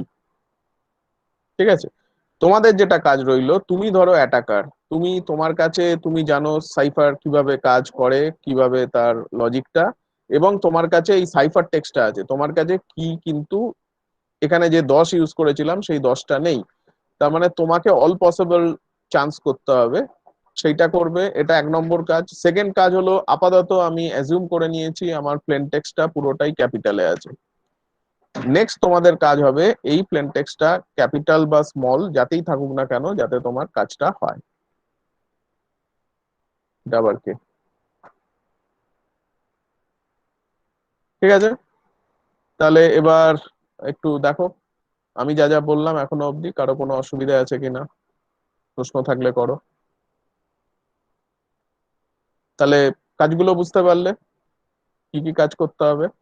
এক হচ্ছে অ্যাটাক করতে হবে, যাতে করে তোমাকে অল পসিবল প্লেন টেক্সটটা দেখায়।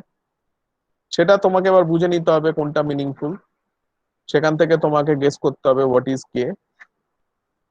এটা একটা কাজ। সেকেন্ড কাজ হলো, এইটা যেহেতু আমি আপাতত অ্যাজিউম করে নিয়েছি অনলি প্লেন টেক্সটটা ইন আপার কেস, এটা আপার কেস বা লোয়ার কেস যে কোনো দুটোতেই হতে পারে। এটা হলো তোমার ফাইনাল আউটপুট হবে, মানে ইনপুটটা হবে আপার কেস বা লোয়ার কেস, যা খুশি হতে পারে। এবার তুমি সেটাকে কিভাবে হ্যান্ডেল করবে। কারো কোনো প্রশ্ন থাকলে বলো।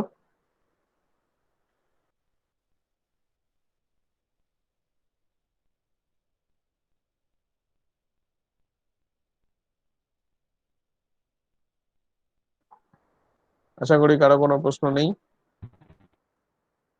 থাকলে বলো। বলছি তখন যখন আমরা মানে যেটা কোনটা আমাদের কি কে করার জন্য, মানে আমাকে আগে লুপে প্রত্যেকটা 0 থেকে 25 প্রত্যেকটা কি এর জন্য যে Check করতে হবে। সাইফার টেক্সটটা থাকে তার রিট্রিভ টেক্সটটা বা চেক করতে হবে, যেটা মিনিংফুল সেটা কি হবে, তাই তো? সেটাই কি হবে, হ্যাঁ। তার মানে অ্যাটমোস্ট তুমি আচ্ছা 26খানা চয়েসের মধ্যেই পেয়ে যাবে। এবার হতে পারে দুটো তিনটে মিনিংফুল পেলে, এমন হতেই পারে, কিন্তু তোমার অ্যাটলিস্ট যেটা থেকে কোনো ইনফরমেশন পাচ্ছিলে না, স্টিল তুমি খানিকটা ইনফরমেশন পেয়ে গেলে। So once you know the key, খেয়াল করো এর মাঝে কিন্তু জুলিয়াস সিজার আর তার সেনাপতির সঙ্গে দেখা সাক্ষাৎ হচ্ছে না, ফলে কিটা কিন্তু থেকেই যাচ্ছে, সেম কি থেকে যাচ্ছে। ফলে আবার যদি কোনো মেসেজ পাঠায়, তাহলে কিন্তু তারা সেম কি এক্সপেক্টেড ইউজ করেছে, তাহলে তুমি কিন্তু আবার চট করে ওই কিটা রিট্রিভ করে ফেলতে পারবে। So they are very practical, মানে এটা অনেকদিন আগেকার হলেও এখনো কিন্তু এই একই টেকনিক ইউজ হয়, তবে এখন সাইফার্স গুলো অনেক পাল্টে গেছে। তো পরের দিন আমরা যদি সুযোগ পাই পারমুটেশন সাইফারটা দেখবো। তো এটা একটা মানে হাতে কলমে একটা জিনিস করলে, যেটাতে তুমি তৈরিও করলে, সেটা ভাঙতে কিভাবে ভাঙা যেতে পারে সেটাও দেখলে।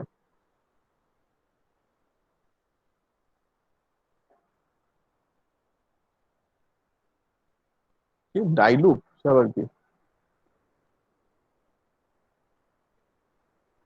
যখন ক্যারেক্টার সি তে, আচ্ছা, ও ক্যারেক্টার সি দিয়ে লুপ চালিয়েছিলে, হ্যাঁ সেটা হচ্ছে প্রশ্ন, সেটা ভাবো এবার।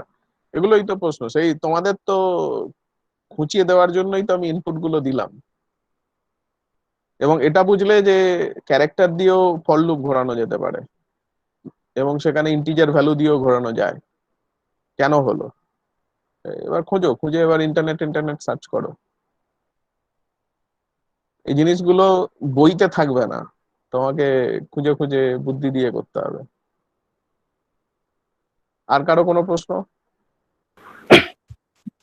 স্যার ওইখানে ওই আই থেকে যে 0 থেকে 256 পর্যন্ত চলছিল, হুম ওই আইটা যেটা প্রিন্ট করছিলাম, হুম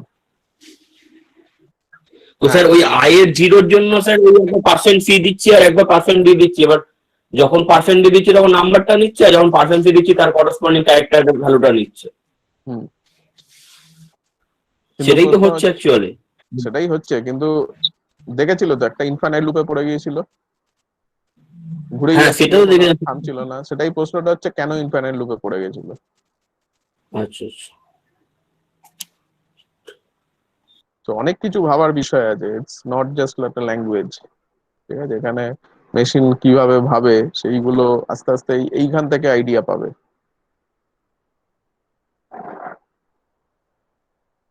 তো আর আর কারো কোনো প্রশ্ন?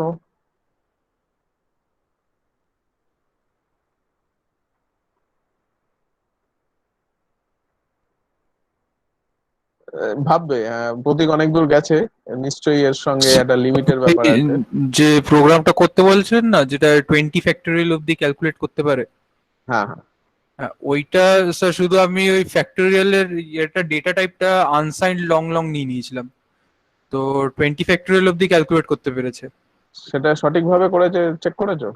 হ্যাঁ সেটা এতে দিকে নাও, ওই তুমি আহ, তুমি এতে দেখো, ওই ইন্টারনেটে দিলেই দেখতে পাবে যে হ্যাঁ, মানে ওটা আমি ঠিক আছে কিনা। অনলাইনে মানে ভ্যালু 20 চেক করে ফ্যাক্টোরিয়ালের নিয়েছে। ভ্যালুটা চেক করলাম, তো ম্যাচ করেছে। মানে এইবার 21 ফ্যাক্টোরিয়ালে গিয়ে আর করতে পারছি না। কিভাবে করবে? এবার প্রশ্নটা হলো 21। তাহলে দেখো আনসাইন লং লং নিলে হয়।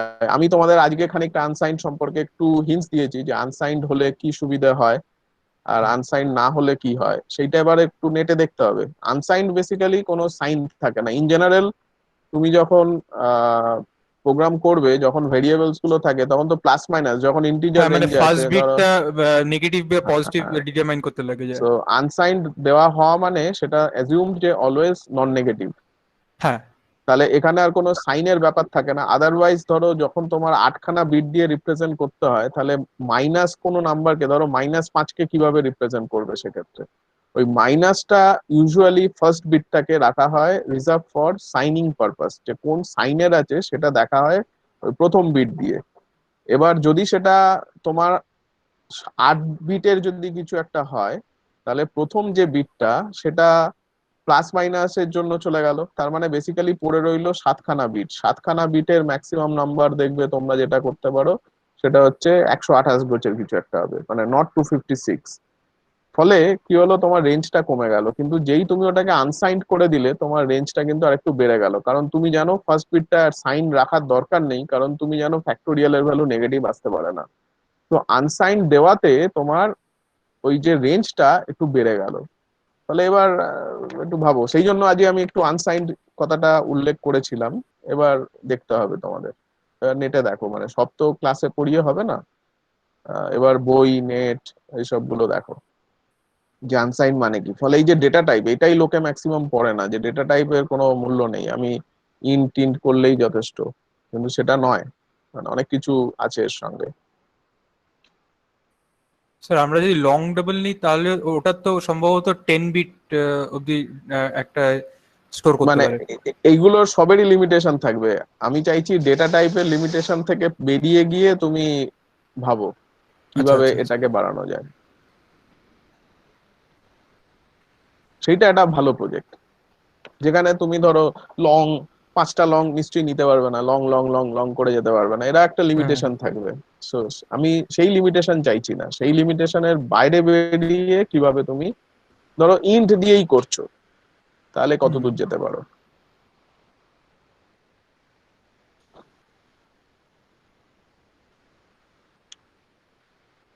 ঠিক আছে, আর কারো কোনো প্রশ্ন?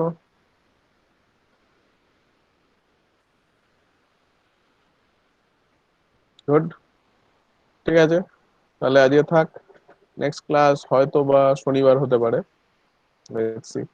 জানিয়ে দেবো। ঠিক আছে।